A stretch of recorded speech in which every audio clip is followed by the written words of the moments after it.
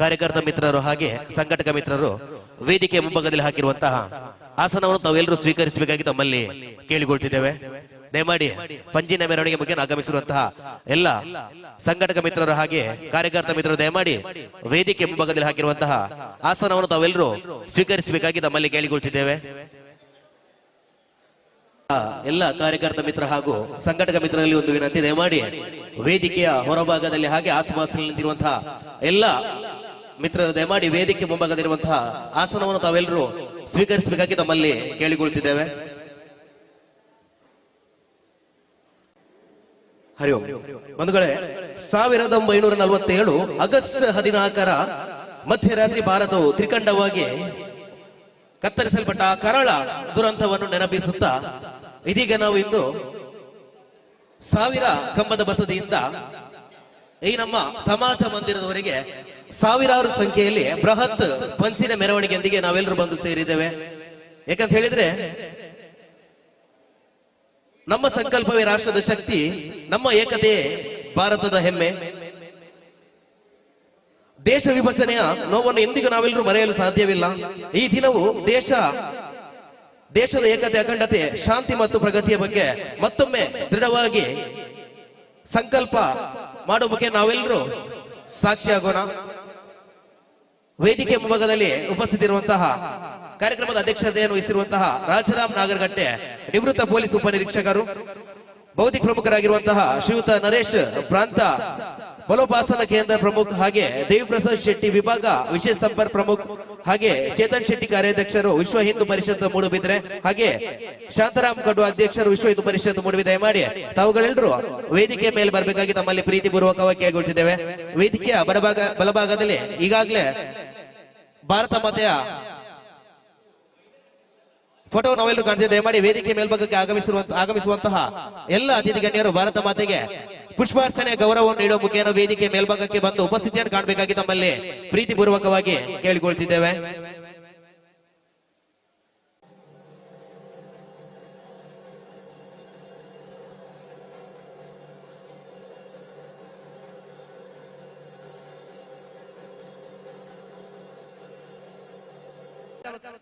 ಕಾರ್ಯಕ್ರಮದ ಪ್ರಾರಂಭದಲ್ಲಿ ಒಂದೇ ಮಾತರಂ ಗೀತೆಯೊಂದಿಗೆ ನಾವೆಲ್ಲರೂ ಕಾರ್ಯಕ್ರಮವನ್ನು ಪ್ರಾರಂಭಿಸಿದ್ದಾರೆ.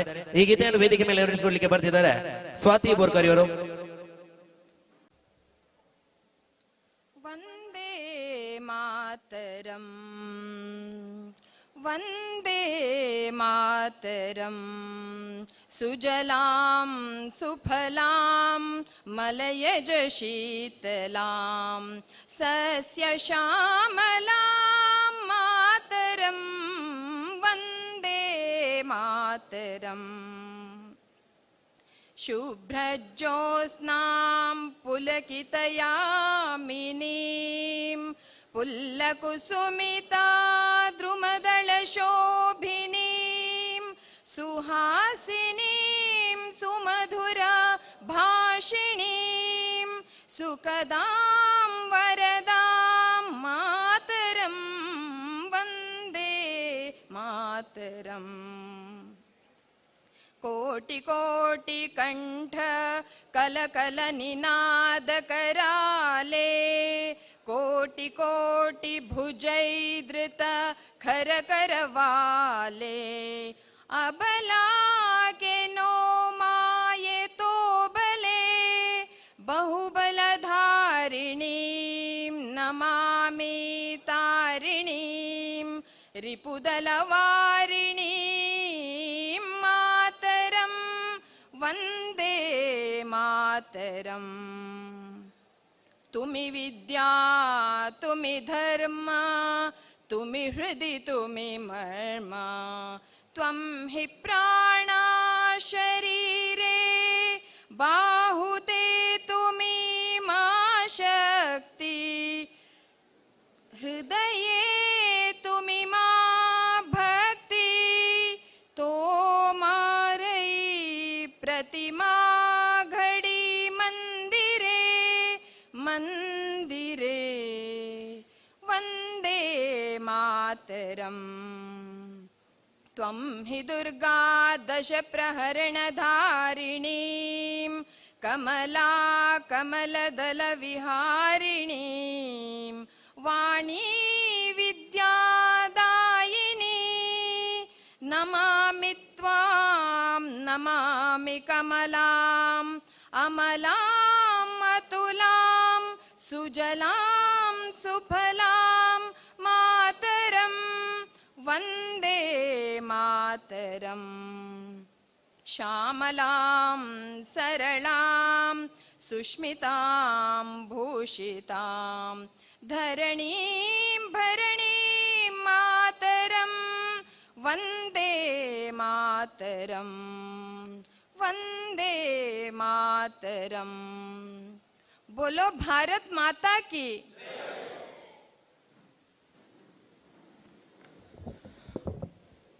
ಧನ್ಯವಾದಗಳು ಸ್ವಾತಿ ಬೋರ್ಕರ್. ಖಂಡಿತವಾಗಿಯೂ ಪ್ರತಿಯೊಂದು ಕಾರ್ಯಕ್ರಮದಲ್ಲಿ ನಮ್ಮ ಜೊತೆ ಹಾಕಿಕೊಂಡು ತಮ್ಮ ಸಂಪೂರ್ಣ ಸಹಕಾರವನ್ನು ನೀಡಿರುವಂತಹ ತಮಗೆ ಮಗದೊಮ್ಮೆ ವಿಶ್ವ ಹಿಂದೂ ಪರಿಷತ್ ಬಜರಂಗದಲ್ಲ ಮೂಡುಬಿದಿರೆ ಪ್ರಖಂಡದ ವತಿಯಿಂದ ಮಗದೊಮ್ಮೆ ತುಂಬು ಹೃದಯದ ಧನ್ಯವಾದವನ್ನು ಸಲ್ಲಿಸಿದ್ದೇವೆ.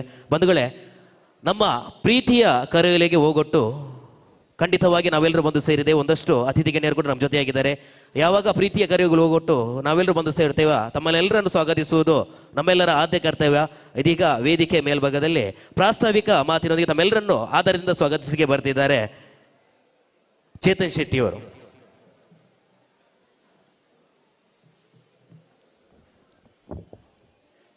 ಬೋಲೋ ಭಾರತ್ ಮಾತಾ ಕಿ. ಎಲ್ಲ ಧರ್ಮ ರಕ್ಷಕ ಸೈನಿಕರು ಹೊರಗೆ ನಿಂತಿದ್ದೀರಿ, ಯಾಕೆ ಒಳಗೆ ಬರ್ಲಿಕ್ಕೆ ಆಗುದಿಲ್ವಾ? ಎಲ್ರೂ ಒಳಗೆ ಬರಬೇಕು.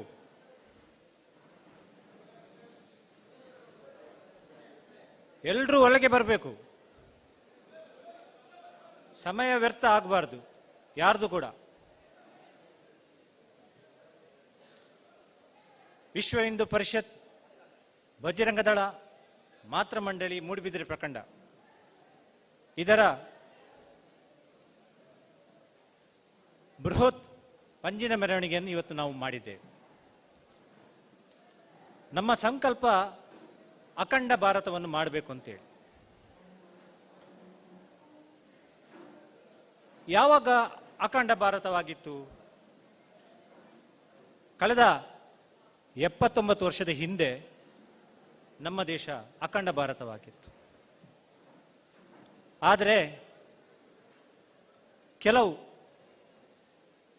ರಾಜಕೀಯ ಹಿತಾಸಕ್ತಿ ಉಳ್ಳವರು, ಮತೀಯ ಆಲೋಚನೆ ಇರುವವರು ಈ ದಿನ ನಮ್ಮ ಭಾರತವನ್ನು ಅಖಂಡವಾಗಿದ್ದದ್ದನ್ನು 3 ಭಾಗಗಳನ್ನಾಗಿ ಮಾಡಿದ್ದಾರೆ.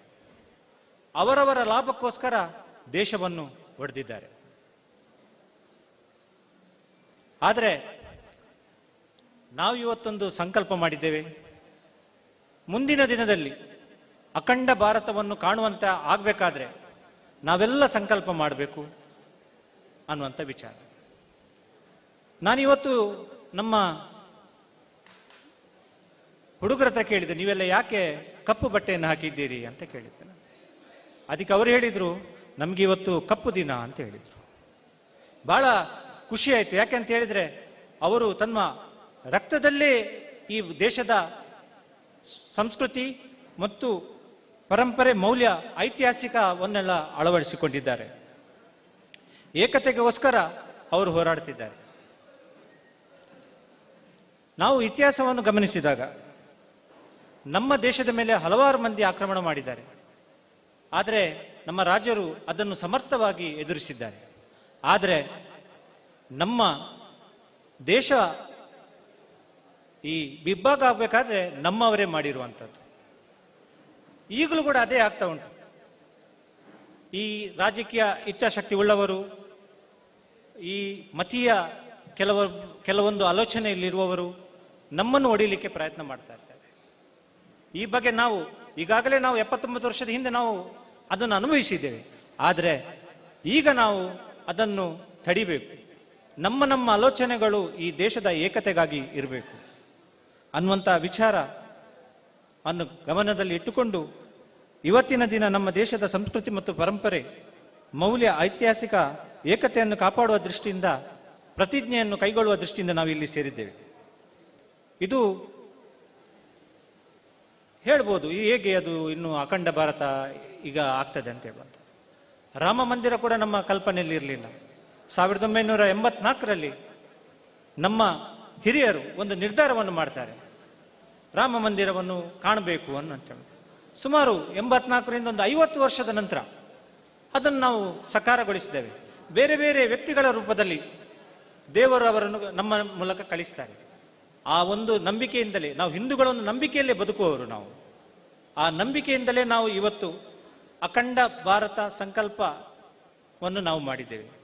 ಬಜರಂಗ ದಳ ಕೂಡ ಇದನ್ನು ಅತ್ಯಂತ ಒಂದು ಒಳ್ಳೆಯ ದೃಷ್ಟಿಯಿಂದ ಮಾಡಿಕೊಂಡು ಬರ್ತಾ ಉಂಟು ವಿಶ್ವ ಹಿಂದೂ ಪರಿಷತ್ನ ಅಡಿಯಲ್ಲಿ ಅನ್ನುವಂಥ ವಿಚಾರವನ್ನು ಹೇಳುತ್ತಾ, ದೇಶದ ಯುವಜನತೆಯಲ್ಲಿ ರಾಷ್ಟ್ರಭಕ್ತಿಯನ್ನು ಮೂಡಿಸಿ ಏಕತೆಯನ್ನು ಕಾಪಾಡುವ ದೃಷ್ಟಿಯಿಂದ ಪ್ರತಿಜ್ಞೆಯನ್ನು ಮಾಡುವಂಥ ದಿನ ಇವತ್ತು ಅಂತ ಹೇಳುತ್ತಾ, ಈ ದಿನ ನಮ್ಮ ಕಾರ್ಯಕ್ರಮಕ್ಕೆ ಅಧ್ಯಕ್ಷರಾಗಿ ಬರಬೇಕು ಅಂತ ಹೇಳಿ ನಾವು ನಮ್ಮ ನಿವೃತ್ತ ಪೊಲೀಸ್ ಅಧಿಕಾರಿಯಾದಂಥ ರಾಜಾರಾಮ್ ಅವರ ಹತ್ರ ಕೇಳಿದ್ದೇವೆ. ಬಹಳ ಸಂತೋಷದಿಂದ ಒಪ್ಪಿಕೊಂಡಿದ್ದಾರೆ. ನಾವು ಯಾಕೆ ಅವರನ್ನು ಆಯ್ಕೆ ಮಾಡಿದ್ದೇವೆ ಅಂತ ಹೇಳಿದರೆ, ಪೊಲೀಸ್ ಇಲಾಖೆ ಕೂಡ ಗೊತ್ತಾಗ್ಲಿ ನಾವು ಏನು ಮಾಡ್ತಿದ್ದೇವೆ ಅಂತ ಹೇಳುವಂಥದ್ದು. ನಮ್ಮ ಉದ್ದೇಶ ಇರುವಂಥದ್ದು ಇಷ್ಟೇ, ಅಖಂಡ ಭಾರತವನ್ನು ಕಾಣುವಂಥ ದಿನಗಳು ಮುಂದಿನ ದಿನಗಳಲ್ಲಿ ಬರಲಿ ಅಂತೇಳಿ. ಆ ಕಾರಣದಿಂದಾಗಿ ನಮ್ಮ ಅತ್ಯಂತ ಪ್ರೀತಿಪಾತ್ರರಾದಂಥ ರಾಜಾರಾಮ್ ಅವರನ್ನು ಕೇಳಿಕೊಂಡಾಗ ಅವರು ಬಹಳ ಸಂತೋಷದಿಂದ ಒಪ್ಪಿಕೊಂಡಿದ್ದಾರೆ. ಅವರನ್ನು ಈ ಒಂದು ಕಾರ್ಯಕ್ರಮಕ್ಕೆ ಹೃತ್ಪೂರ್ವಕವಾಗಿ ಸ್ವಾಗತಿಸಿದೆ. ಅವರಿಗೆ ಅಭಿಲಾಷ್ ಅರ್ಜುನಪುರ ಅವರು ಶಾಲನ್ನು ಹಾಕುವುದರ ಮುಖಾಂತರ ಅವರನ್ನು ಈ ಕಾರ್ಯಕ್ರಮಕ್ಕೆ ಸ್ವಾಗತಿಸಬೇಕಾಗಿ ಕೇಳಿಕೊಳ್ತಿದ್ದೇನೆ.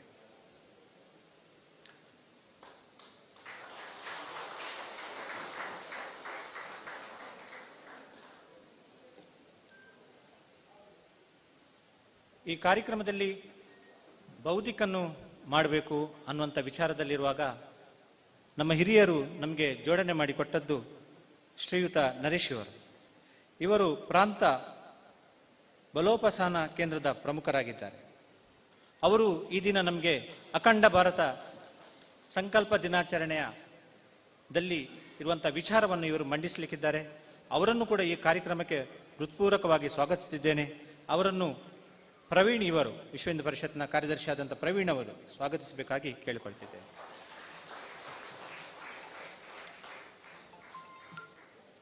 ಅದೇ ರೀತಿ ನಮ್ಮೆಲ್ಲ ಕೆಲಸಗಳಿಗೆ ಮಾರ್ಗದರ್ಶನವನ್ನು ಮಾಡುತ್ತಾ, ಹುಡುಗರಿಗೆ ಹುರಿದುಂಬಿಸುತ್ತಾ ಪ್ರತಿಯೊಂದು ಕೆಲಸಗಳಲ್ಲಿ ನಮಗೆ ಸಹಕಾರವನ್ನು ಮಾಡ್ತಿದ್ದಾರೆ ನಮ್ಮ ವಿಶ್ವ ಹಿಂದೂ ಪರಿಷತ್ತಿನ ಪ್ರಖಂಡದ ಅಧ್ಯಕ್ಷರಾದಂಥ ಶಾಂತಾರಾಮ್ ಇವರು. ಇವರಿಗೆ ಅವಿನಾಶ್ ಅವರು ಹಾರನ್ನು ಹಾಕುವುದರ ಮೂಲಕ, ಶಾಲನ್ನು ಹಾಕುವುದರ ಮೂಲಕ ಈ ಕಾರ್ಯಕ್ರಮಕ್ಕೆ ಸ್ವಾಗತಿಸಬೇಕಾಗಿ ಕೇಳಿಕೊಳ್ತಿದ್ದೇನೆ.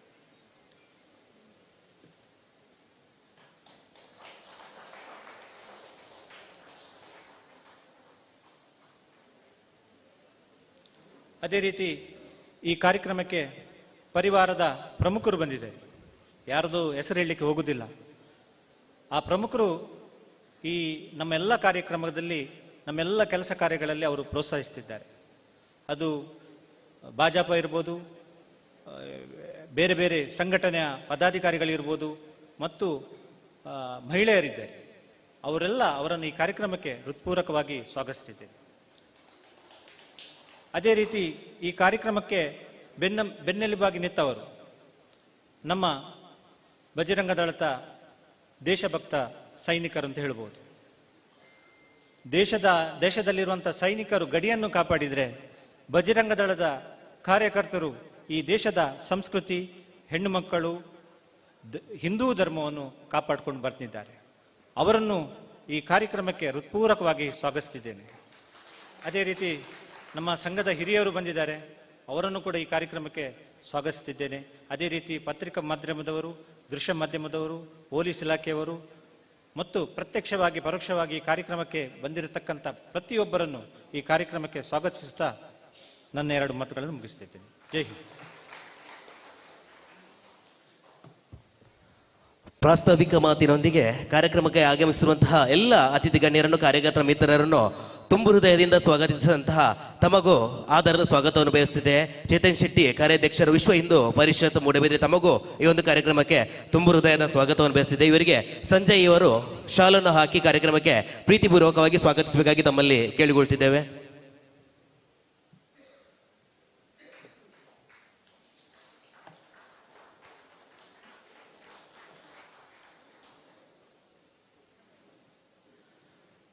ಕಾರ್ಯಕ್ರಮದ ಮುಂದಿನ ಹಂತವಾಗಿ ಅಧ್ಯಕ್ಷೀಯ ಮಾತು ಖಂಡಿತವಾಗಿಯೂ ರಾಜಾರಾಮ್ ನಾಗರಗಟ್ಟೆ ನಿವೃತ್ತ ಪೊಲೀಸ್ ಉಪನಿರೀಕ್ಷಕರು ಅಧ್ಯಕ್ಷೀಯ ಮಾತುಗಳನ್ನು ಆಡಬೇಕಾಗಿ ತಮ್ಮಲ್ಲಿ ಪ್ರೀತಿಪೂರ್ವಕವಾಗಿ ಕೇಳಿಕೊಳ್ತಿದ್ದೇವೆ. ಗೌರವಾನ್ವಿತ ನರೇಶ್ ಅವರೇ, ಶಾಂತರಾಮ್ ಕೊಡೂರವರೇ, ವಕೀಲರಾದಂತಹ ಚೇತನ್ ಕುಮಾರ್ ಅವರೇ,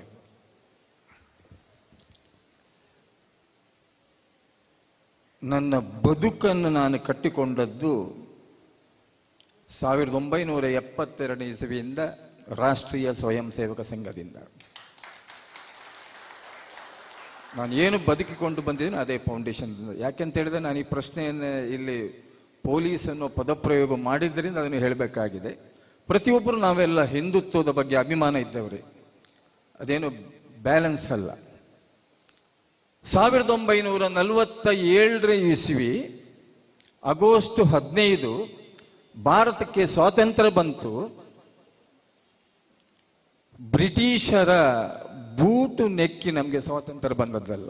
ನಾವು ಪ್ರಥಮವಾಗಿ ನೆನ್ಪಿಟ್ಟುಕೊಳ್ಬೇಕಾದದನ್ನ, ಲಕ್ಷಾಂತರ ಜನರ ರಕ್ತ ಮಾಂಸದ ಮೇಲೆ ಈ ಸಾಮ್ರಾಜ್ಯ ಬಂದಿದೆ, ಈ ಸ್ವಾತಂತ್ರ್ಯ ಬಂದಿದೆ. ಆದರೆ ಸ್ವಾತಂತ್ರ್ಯೋತ್ಸವನ ನಾವು ವರ್ಷಕ್ಕೆ ಒಂದ್ಸಲ ಆಚರಣೆ ಮಾಡುವಾಗ ಮಾತ್ರ ಸ್ವಾತಂತ್ರ್ಯದ ನೆನಪಾಗ್ತದೆ. ಉಳಿದ 364 ದಿವಸದಲ್ಲಿ ಸ್ವಾತಂತ್ರ್ಯ ಎಲ್ಲಿ ಇರ್ತದೆ ಅನ್ನೋ ಬಗ್ಗೆಯೂ ನಾವು ಚಿಂತನೆ ಮಾಡಬೇಕು. ಮೋಹನ್ ಭಾಗವತರು ಮೊನ್ನೆ ಒಂದು ಮಾತನ್ನ ಹೇಳಿದರು, ಪಾಕಿಸ್ತಾನ ನಮ್ಗೇನು ವಿರೋಧಿ ಅಲ್ಲ ಅಂತ. ಅವ್ರು ಹೇಳುದು ಸರಿ ಇದೆ, ಏನ್ ತಪ್ಪಿದೆ ಹೇಳಿ?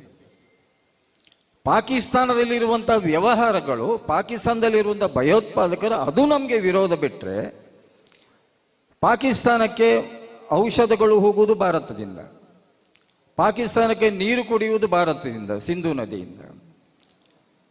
ಇದೆಲ್ಲವನ್ನೂ ತಿಂದು ಕುಡಿದು ನಮಗೆ ಭಾರತಕ್ಕೆ ವಿರೋಧ ಮಾಡ್ತಾರೆ ಎನ್ನುವುದರಿಂದ ಪಾಕಿಸ್ತಾನ ವಿರೋಧ ಅಷ್ಟೇ. ಆದರೆ ಅವರು ಹೇಳಿದ ಮಾತು ಏನು ಕೇಳಿದ್ರೆ, ಇವತ್ತು ಹಿಂದೂಗಳ ನಾಯಕರು ಏನು ಹೇಳಿದ್ರು ಅದು ವಿರೋಧ ವ್ಯಕ್ತ ಆಗ್ತದೆ. ಪಾಕಿಸ್ತಾನ ನಮಗೆ ವಿರೋಧಿ ಅಂತ ಹೇಳಿದ್ರೆ ಮೋಹನ್ ಭಾಗವತರನ್ನ ಖಡಾಖಂಡಿತವಾಗಿ ಹೇಳ್ತಾರೆ, ಅವರು ಮುಸ್ಲಿಂ ವಿರೋಧಿ ಅಂತ ಹೇಳ್ತಾರೆ. ಪಾಕಿಸ್ತಾನ ನಮಗೆ ವಿರೋಧಿ ಅಲ್ಲ ಅಂತ ಹೇಳಿದ್ರೆ ಅದಕ್ಕೂ ಕಮೆಂಟ್ಮೆಂಟ್ ಮಾಡ್ತಾರೆ. ಇವತ್ತು ಹಿಂದುತ್ವದ ಬಗ್ಗೆ ಮಾತಾಡುವುದು ಏನು ಕೇಳಿದ್ರೆ, ಪ್ರತಿಯೊಬ್ಬರಿಗೂ ಸಮಸ್ಯೆಗಳು ಏನು ಕೇಳಿದ್ರೆ, ಮುಸ್ಲಿಮರು ಸಮಸ್ಯೆ ಇಲ್ಲ, ನಾನು ಹೇಳಿದ ತಪ್ಪು ತಿಳ್ಕೊಳ್ಬೇಡಿ, ಕ್ರಿಶ್ಚಿಯರು ನಮಗೆ ಸಮಸ್ಯೆ ಇಲ್ಲ. ನಮ್ಮೊಟ್ಟಿಗೆ ಇದ್ದುಕೊಂಡು ನಮ್ಮದೇ ದೇಶದಲ್ಲಿ ನಮ್ಮದೇ ಅನ್ನ ನಮ್ಮದೇ ಗಾಳಿ ಆಹಾರ ತಿಂದುಕೊಂಡಿದ್ದಂತಹ ನಮ್ಮ ನಾಯಕರುಗಳಿಂದಲೇ. ಅದರ ಮೇಲೆ ನಮಗೆ ಬಹಳ ನೋವಾಗುವುದು ಯಾರು ಕೇಳಿದ್ರೆ, ಈ ಸಂಘಟನೆಯಿಂದಲೇ ಇದ್ದು ಬೆಳೆದು ಇದರಿಂದ ಹೊರಗೆ ಹೋದವರೇ ಮಾತಾಡುವುದು ಜಾಸ್ತಿ ಆಗಿದೆ. ಇದರ ಸಂಪೂರ್ಣ ಅರಿವು ಇರುವಂಥವರೆಲ್ಲ. ಇದು ನೋವು ತರುವಂಥದ್ದು, ಇದು ದೇಶದ ಬಗ್ಗೆ ಚಿಂತನೆ ಮಾಡುವಂಥದ್ದು. ನಾವೆಲ್ಲ ಯೋಚನೆ ಮಾಡಬೇಕು, ಯಾಕೆ ಅಖಂಡವಾದಂತಹ ಭಾರತ ದೇಶ ಇವತ್ತು 3 ತುಂಡಾಗಿ ಹೋಯಿತು. ಪಾಕಿಸ್ತಾನ ಆಯಿತು, ಬಾಂಗ್ಲಾ ಆಯಿತು, ಭಾರತ ಆಯಿತು. ಯಾಕೆಂದ್ರೆ ನಮ್ಮ ಹಿರಿಯರು ಮಾಡಿದ್ದು, ನಾವು ಅದನ್ನು ಒಪ್ಪಿಕೊಳ್ಬೇಕಾಗ್ತದೆ. ನಾವೇ ಅಂತ, ನಾವು ಹಿರಿಯರು ಅಂತ ಹೇಳಿದ ಕೂಡಲೇ ಅದನ್ನು ಅವರು ಅಲ್ಲ ಅಂತ ಹೇಳಲಿಕ್ಕಿಲ್ಲ. ಅಖಂಡವಾದಂತಹ ಒಂದು ಸಾಮ್ರಾಜ್ಯ, ಅಖಂಡವಾದಂತಹ ಭಾರತ, ಅದು ಖಂಡವಾಗಿ ಹೋದದ್ದನ್ನ ಇವತ್ತು ನಾವು ಕಾಣಬೇಕು ಎನ್ನುವುದೇ ನಮ್ಮ ಸೈನಿಕರು, ನಮ್ಮ ಯುವಕರಲ್ಲಿ ಇರುವಂತಹ ಒಂದು ಉತ್ಸಾಹ. ಅದನ್ನು ನಾವು ಕಾಣಬೇಕು ಎನ್ನುವಂಥದ್ದು.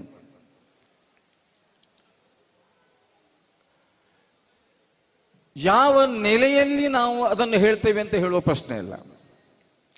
ಒಂದೇ ಮಾತರಂ ಹಾಡುವಂಥದ್ದು, ಅದಕ್ಕೂ ವಿರೋಧ ಇದೆ. ಯಾಕೆ ಒಂದೇ ಮಾತರಂ ಹಾಡಬಾರ್ದು ಅಂತ ನಮ್ಮ ಕೇರಳದಿಂದ ಒಬ್ಬ MP ಹೇಳ್ತಾ ಇದ್ದಾರೆ, ನನಗೆ ಗುಂಡು ಹೊಡೆದ್ರು ನಾನು ಒಂದೇ ಮಾತರಂ ಹಾಡುವುದಿಲ್ಲ ಅಂತ. ನಮಗೆಲ್ಲ ನಾಚಿಕೆ ಆಗುವಂಥ ಪರಿಸ್ಥಿತಿಗಳು. ಇದನ್ನು ಯಾರೋ ಹೇಳಿದ್ದಲ್ಲ, ನಮ್ಮ ಹಿಂದೂಗಳಲ್ಲೇ ಇರುವಂತಹದ್ದು. ಕರ್ನಾಟಕದ ಮಂತ್ರಿ ಒಬ್ಬರು ಇವತ್ತೊಂದು ನಮ್ಮ ವಿಧಾನಸಭಾ ಅಧ್ಯಕ್ಷರಿಗೊಂದು ಪತ್ರ ಬರೆದಿದ್ದಾರೆ. ಏನು ಕೇಳಿದ್ರೆ, ನಾನು ಸ್ವಾತಂತ್ರ್ಯೋತ್ಸವಕ್ಕೆ ನಾಳೆ ನಾನು ಯಾವುದೇ ಒಂದು ಉಸ್ತುವಾರಿಯಲ್ಲಿ ಭಾಗವಹಿಸುವುದಿಲ್ಲ ಅಂತ. ಇದರ ಗೂಢಾರ್ಥ ಏನು ಕೇಳಿದ್ರೆ, ಸ್ವಾತಂತ್ರ್ಯೋತ್ಸವದ ಧ್ವಜವನ್ನ ಹಾರಿಸುವಾಗ ಅಲ್ಲಿ ಒಂದೇ ಮಾತರಮನ್ನು ನಾವು ಉಚ್ಚಾರ ಮಾಡಬೇಕಾಗ್ತದೆ. ನಾನು ಅದನ್ನು ಉಚ್ಚಾರ ಮಾಡಲಿಕ್ಕೆ ನಾನು ಬದ್ಧನಲ್ಲ. ಇಂಥ ರಾಜ್ಯದಲ್ಲಿ ನಾವು ಎಲ್ಲಿದ್ದೇವೆ ಅಂತ ಕೆಲವು ಸಲ ಯೋಚನೆ ಮಾಡಬೇಕಾಗ್ತದೆ. ನಾವು ಭಾರತದಲ್ಲಿ ಇದ್ದೇವೋ ಪಾಕಿಸ್ತಾನದಲ್ಲಿ ಇದ್ದೇವೋ ಅಂತೇಳಿ. ಯಾಕೆ ಈ ರೀತಿಯ ಮನೋಸ್ಥಿತಿಗಳೆಲ್ಲ? ಇದನ್ನೆಲ್ಲ ಅರ್ಥ ಮಾಡಿಕೊಂಡ್ರೆ ಅಖಂಡವಾದಂತಹ ಹಿಂದೂ ಸಾಮ್ರಾಜ್ಯವನ್ನು ಕಟ್ಟುವುದಾಗಲಿ, ಅಖಂಡವಾದ ಭಾರತವನ್ನು ನಿರ್ಮಾಣ ಮಾಡುವುದಾದರೆ ಇದು ಹೇಗೆ ಸಾಧ್ಯ? ಪ್ರತಿಯೊಬ್ಬರು ಯೋಚನೆ ಮಾಡಬೇಕಾಗ್ತದೆ. ಇವತ್ತು ನಾವು ನೋಡ್ತಾ ಇದ್ದೇವೆ, ಪ್ರತಿ ಜಿಲ್ಲೆಗಳಿಂದ NIA ಅವರು ಪಾಕಿಸ್ತಾನದ ಲಿಂಕ್ ಇರುವಂತಹವರನ್ನ ಹಿಡ್ಕೊಂಡು ಹೋಗ್ತಾ ಇದ್ದಾರೆ.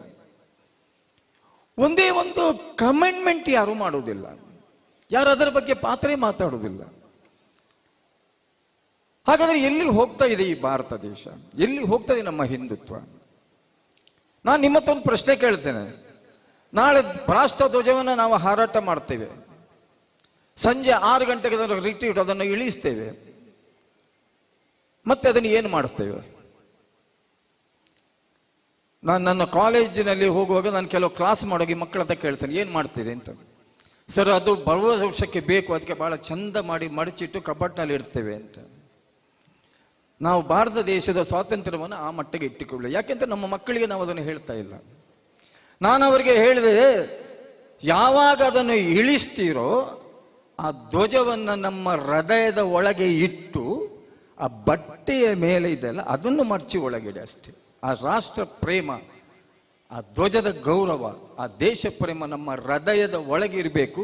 364 ದಿವಸವೂ ಅದರ ಒಳಗಿದ್ದು 365ನೇ ಮುಂದಿನ ಆಗಸ್ಟ್ 15 ಪುನಃ ಹಿಂದೆ ತೆಗೆದು ಮತ್ತೆ ನಾವು ಅದನ್ನು ಆಗ ಮಾತ್ರ ದೇಶದಲ್ಲಿ ಭವ್ಯವಾದಂತಹ ಒಂದು ಅಖಂಡವಾದಂತಹ ಹಿಂದುತ್ವವನ್ನು ಮಾಡಲಿಕ್ಕೆ ಸಾಧ್ಯ ಇದೆ. ಸುಭದ್ರವಾದಂತಹ ದೇಶವನ್ನು ಕಟ್ಟಲಿಕ್ಕೆ ಸಾಧ್ಯ ಇದೆ. ಯುವ ಶಕ್ತಿ ದೇಶ ಶಕ್ತಿ ಅಂತ ನಾವೆಲ್ಲ ಹೇಳ್ತೇವೆ. ಆದರೆ ಸರಾಸರಿ ಮಂತ್ರಿಮಂಡಲ ನೋಡ್ಲಿಕ್ಕೆ ಹೋದ್ರೆ ಎಲ್ಲವೂ 65 ವರ್ಷದ ಮೇಲೆ, ಯುವಕರು ಎಲ್ಲ ಯಾರು ಇಲ್ಲ. ಎಲ್ಲಿದೆ ಯುವ ಸಮಾಜ? ಕೇವಲ ಈ ದೇಶದಲ್ಲಿ ದುಡಿಸಲಿಕ್ಕೆ ಮಾತ್ರ ನಾವು ಯುವ ಸಮಾಜವನ್ನು. ಆದ್ದರಿಂದ ನಾನು ಯುವ ಜನರಲ್ಲಿ ಹೇಳುವುದಷ್ಟೇ, ದೇಶಕ್ಕಾಗಿ ನಾವು ಪ್ರಾಣಾರ್ಪಣೆಗೂ ಸಿದ್ಧ ಮಾಡೋಣ. ಭಗವತ್ ಸಿಂಗ್ ಎಲ್ಲರೂ ಹೇಳ್ತೇವೆ ನಾವು. ಇವತ್ತು ಯಾರು ಭಗತ್ ಸಿಂಗ್ ಆಗ್ಲಿಕ್ಕೆ ನಾವು ಹೋಗ್ತಾ ಇಲ್ಲ. ಪ್ರತಿಯೊಬ್ಬರ ಚಿಂತನೆ ಕೂಡ ಈ ದೇಶದ ಮೇಲೆ ಇರಬೇಕು. ಅಖಂಡವಾದಂತಹ ಭಾರತವನ್ನ ಕಾಣುವಂತಹ ಸೌಭಾಗ್ಯ ನಮಗೆ ಒದಗಬೇಕು. ಅದು ನಮ್ಮ ಕಾಲದಲ್ಲಿ, ನಮ್ಮ ಹಿಂದಿನವರಿಗೆಲ್ಲ ಬಿಡಿ, ಅವರಿಗೆ ಯಾರು ಬರಲಿಲ್ಲ. ನಮ್ಮ ಕಾಲದಲ್ಲಿ ನಾವು ಅದನ್ನು ಕಾಣಬೇಕು ಎನ್ನುವಂಥ ಒಂದು ಭದ್ರವಂತ ಸಾಮ್ರಾಜ್ಯವನ್ನು ಕಟ್ಟುವುದಕ್ಕಾಗಿ ಇವತ್ತು ವಿಶ್ವ ಹಿಂದೂ ಪರಿಷತ್ ಬಜರಂಗ ದಳ ಇರ್ಬೋದು, ಈ ಪಂಜಿನ ಮೆರವಣಿಗೆ ಮಾಡಿ ಜನರನ್ನ ಎಚ್ಚರಿಸುವಂತ, ಯುವ ಶಕ್ತಿಯನ್ನು ಎಚ್ಚರಿಸುವಂತ ಕೆಲಸವನ್ನ ಮಾಡಿದೆ. ಬಹಳ ಒಳ್ಳೆಯ ಕೆಲಸವನ್ನ ಮಾಡಿದಿರಿ. ನಿಮಗೆಲ್ಲರೂ ಅನಂತವಾದ ಧನ್ಯವಾದ ಅರ್ಪಿಸ್ತಾ ನನ್ನ ಮಾತನ್ನು ಮುಗಿಸ್ತೇನೆ. ಧನ್ಯವಾದಗಳು. ಧನ್ಯವಾದಗಳು ರಾಜಾರಾಮ್ ನಾಗರಟ್ಟಿ ಅವರಿಗೆ. ಖಂಡಿತವಾಗಿಯೂ ಪ್ರತಿಯೊಂದು ಕಾರ್ಯದಲ್ಲಿ, ಪ್ರತಿಯೊಂದು ಕಾರ್ಯಕ್ರಮದಲ್ಲಿ ನಮ್ಮ ಜೊತೆಯಾಗಿ ಇದ್ದುಕೊಂಡು ನಮಗೆ ಮಾರ್ಗದರ್ಶಕರಾಗಿ ಸೂಚನೆ ಸಲಹೆಗಳು ನೀಡ್ಕೊಂಡು ನಮ್ಮ ಜೊತೆಯಾಗಿ ಬರ್ತಿದ್ದಾರೆ. ಈ ಒಂದು ಕಾರ್ಯಕ್ರಮದಲ್ಲಿ ಖಂಡಿತವಾಗಿ ಎಲ್ಲರ ಮನಮುಟ್ಟುವಂತಹ ಒಂದು ಅಧ್ಯಕ್ಷತೆ ಮಾತುಗಳು ಅಂತ ಹೇಳಿದ್ರೆ ಕೂಡ ತಪ್ಪಾಗಲಿಕ್ಕಿಲ್ಲ. ಮಗದೊಮ್ಮೆ ತಮಗೆ ಧನ್ಯವಾದವನ್ನು ಸಲ್ಲಿಸಿದೆ. ಬಂಧುಗಳೇ, ಕಾರ್ಯಕ್ರಮದ ಮುಂದಕ್ಕೆ ಇಂದಿನ ಬೌದ್ಧಿಕ ಹತ್ತಕ್ಕೆ ಹೋಗುವಂತಹ ಹೊತ್ತು ಈ ಒಂದು ಕಾರ್ಯಕ್ರಮವನ್ನು ಶ್ರೀಯುತ ನರೇಶ್ ಪ್ರಾಂತ ಬಲೋಪಾಸನ ಕೇಂದ್ರ ಪ್ರಮುಖಿಯವರು ನೆರವೇರಿಸಿಕೊಡ್ಬೇಕಾಗಿ ತಮ್ಮಲ್ಲಿ ಪ್ರೀತಿಪೂರ್ವಕವಾಗಿ ಕೇಳಿಕೊಳ್ತಿದ್ದೇವೆ.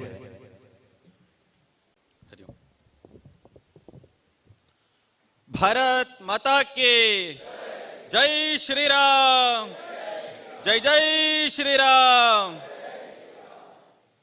ತಾಯಿ ಭಾರತೀಯ ಪದಗಳಿಗೆ ವಂದಿಸುತ್ತಾ,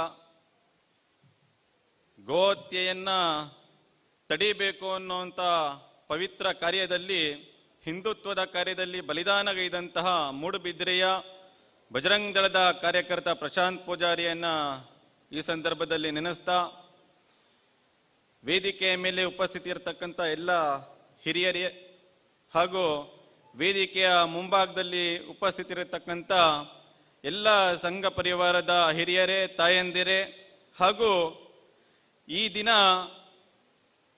150 ವರ್ಷಗಳ ಸ್ವಾತಂತ್ರ್ಯ ಸಂಗ್ರಾಮದ ಇತಿಹಾಸದ ಕಥನವನ್ನ ಮೆಲುಕಾಕೊಂಡ್ಲಿಕ್ಕೆ ಇಲ್ಲಿ ಸೇರಿರ್ತಕ್ಕಂಥ ಹಿಂದುತ್ವದ ಸಂಗ್ರಾಮದಲ್ಲಿ ಕೆಲಸ ಮಾಡ್ತಾ ಇರ್ತಕ್ಕಂಥ ಎಲ್ಲ ನನ್ನ ಬಜರಂಗ ದಳದ ಕಾರ್ಯಕರ್ತ ಮಿತ್ರರೇ ಹಾಗೂ ಹಿಂದೂ ತರುಣಿಯರೇ, 1929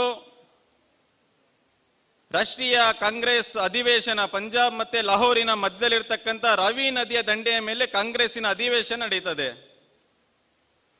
ಎಲ್ಲ ರಾಷ್ಟ್ರೀಯ ಕಾಂಗ್ರೆಸ್ಸಿನ ಆಗಿನ ಎಲ್ಲ ನಾಯಕರುಗಳು ಒಮ್ಮತದಿಂದ ಒಂದು ಉಚ್ಚಾರವನ್ನ ಮಾಡ್ತಾರೆ. ಅಖಂಡ ಭಾರತ ನಮ್ಮ ಸಂಕಲ್ಪ, ಅಖಂಡ ಭಾರತದ ಸ್ವತಂತ್ರವೇ ನಮ್ಮ ಗುರಿ, ಸ್ವರಾಜ್ಯ ನಮ್ಮ ಜನ್ಮಸಿದ್ಧ ಹಕ್ಕು ಅಂತ ಎಲ್ಲ ರಾಷ್ಟ್ರೀಯ ನಾಯಕರು ಸರ್ವಸಮ್ಮತದಿಂದ ಒಂದು ಹೇಳಿಕೆಯನ್ನು ಕೊಡ್ತಾರೆ. ಆದರೆ 1947 ಆಗಸ್ಟ್ 14 ಮಧ್ಯರಾತ್ರಿ ನಮ್ಗೆ ಇನ್ನೇನು ಸ್ವತಂತ್ರ ಸಿಕ್ತು ಅನ್ನುವಂಥ ಸ್ವಲ್ಪ ಸಮಯದ ಮುಂಚೆ ನೆಹರು ಒಂದು ಭಾಷಣವನ್ನ ಮಾಡ್ತಾರೆ. 150 ವರ್ಷಗಳ ಅತ್ಯಂತ ರೋಚಕ ಕಾದಾಟ, ಸಂಘರ್ಷ, ಬಲಿದಾನ, ಸಮರ್ಪಣೆ ಇದೆಲ್ಲದರ ಫಲವಾಗಿ ನಾವಿವತ್ತು ಭಾರತದಲ್ಲಿ ಸ್ವತಂತ್ರವನ್ನ ಪಡಿತಾ ಇದ್ದೇವೆ. ನಮ್ಮ ದೇಶಕ್ಕೆ ಸ್ವತಂತ್ರ ಸಿಗ್ತಾ ಇದೆ ಅಂತ 1947 ಆಗಸ್ಟ್ 14 ಇನ್ನೇನು ಸ್ವಲ್ಪ ಸಮಯದ ಮುಂಚೆ ಹೇಳಿಕೆಯನ್ನ ಕೊಡ್ತಾರೆ. ಆದರೆ 1929 ಯಾವ ಅಖಂಡ ಭಾರತದ ಸಂಕಲ್ಪವನ್ನ ಹೊತ್ತಿದ್ದ ರಾಷ್ಟ್ರೀಯ ಕಾಂಗ್ರೆಸ್ಸಿನ ಆ ಒಂದು ಸಂಕಲ್ಪ 47 ಆಗಸ್ಟ್ 14 ಮಧ್ಯರಾತ್ರಿ ಈಡೇರ್ತಾ ಯಾವ ಅಖಂಡ ಭಾರತಕ್ಕೆ ಸ್ವಾತಂತ್ರ್ಯ ಬೇಕು ಅಂತಕ್ಕಂಥ ಸಂಕಲ್ಪವನ್ನ ಮಾಡಿದ್ರು, ಆ ಅಖಂಡ ಭಾರತಕ್ಕೆ ಸ್ವಾತಂತ್ರ್ಯ 1947 ಆಗಸ್ಟ್ 14 ಮಧ್ಯರಾತ್ರಿ ಸಿಕ್ಕಿತ್ತಾ? ಅಥವಾ ಈ ದೇಶದಲ್ಲಿ ಆಗಸ್ಟ್ 14 ಮಧ್ಯರಾತ್ರಿ ಯಾವ ರೀತಿಯ ಘನಘೋರ ದುರಂತ ನಡೀತು ಅಂತಕ್ಕಂಥ ಯಾವುದಾದ್ರೂ ವಿಷಯ ಇದೆಯಾ ಅಂತಕ್ಕಂಥ ವಿಷಯಗಳನ್ನ ಮೆಲುಕು ಹಾಕುವಂಥದ್ದೇ ಈ ಒಂದು ಅಖಂಡ ಭಾರತ ಸಂಕಲ್ಪ ದಿನದ ಮಹತ್ವ.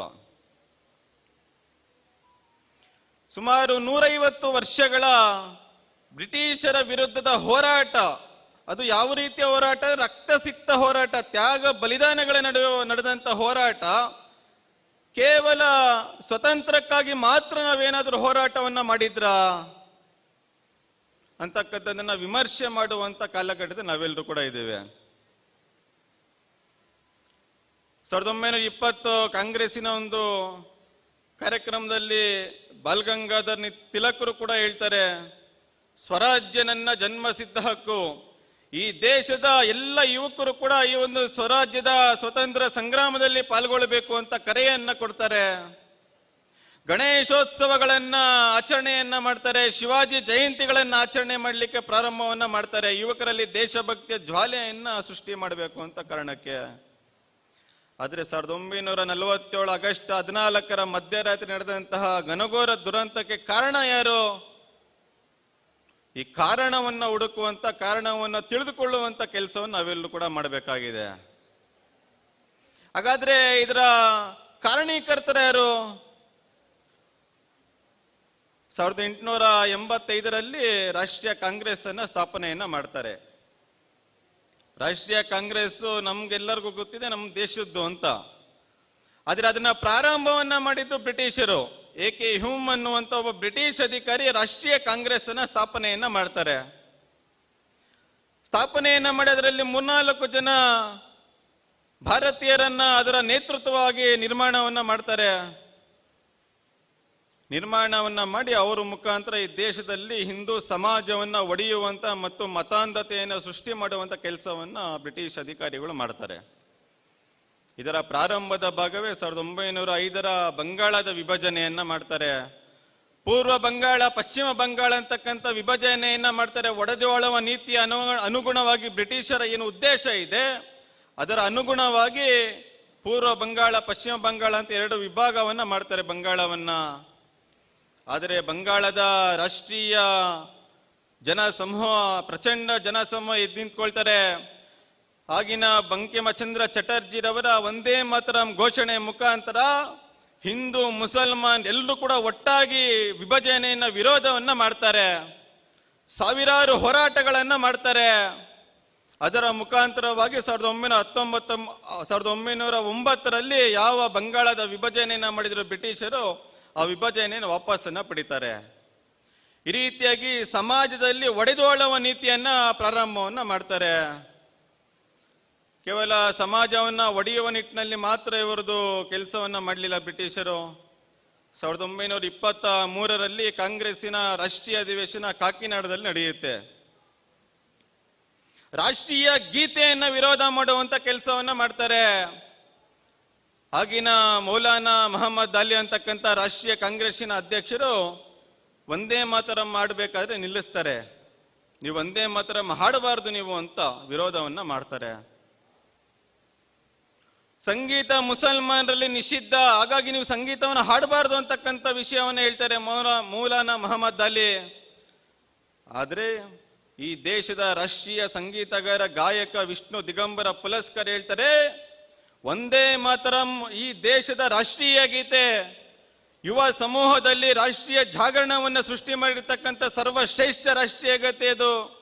ನಾನು ಯಾವುದೇ ಕಾರಣಕ್ಕೂ ನಾನು ಕೂಡ ಆಡುವುದನ್ನು ನಿಲ್ಲಿಸಲ್ಲ, ನೀವು ಬೇಕಾದ್ರೆ ಸಭೆಯಿಂದ ಹೊರಡೇರಿ ನಾನು ಈ ಒಂದು ವಂದೇ ಮಾತರಮನ್ನ ಹಾಡ್ತೀನಿ ಅಂತಕ್ಕಂಥ ಘಂಟಾಘೋಷವನ್ನ ಹೇಳಿ ವಂದೇ ಮಾತರಮನ್ನ ಹೇಳ್ತಾರೆ.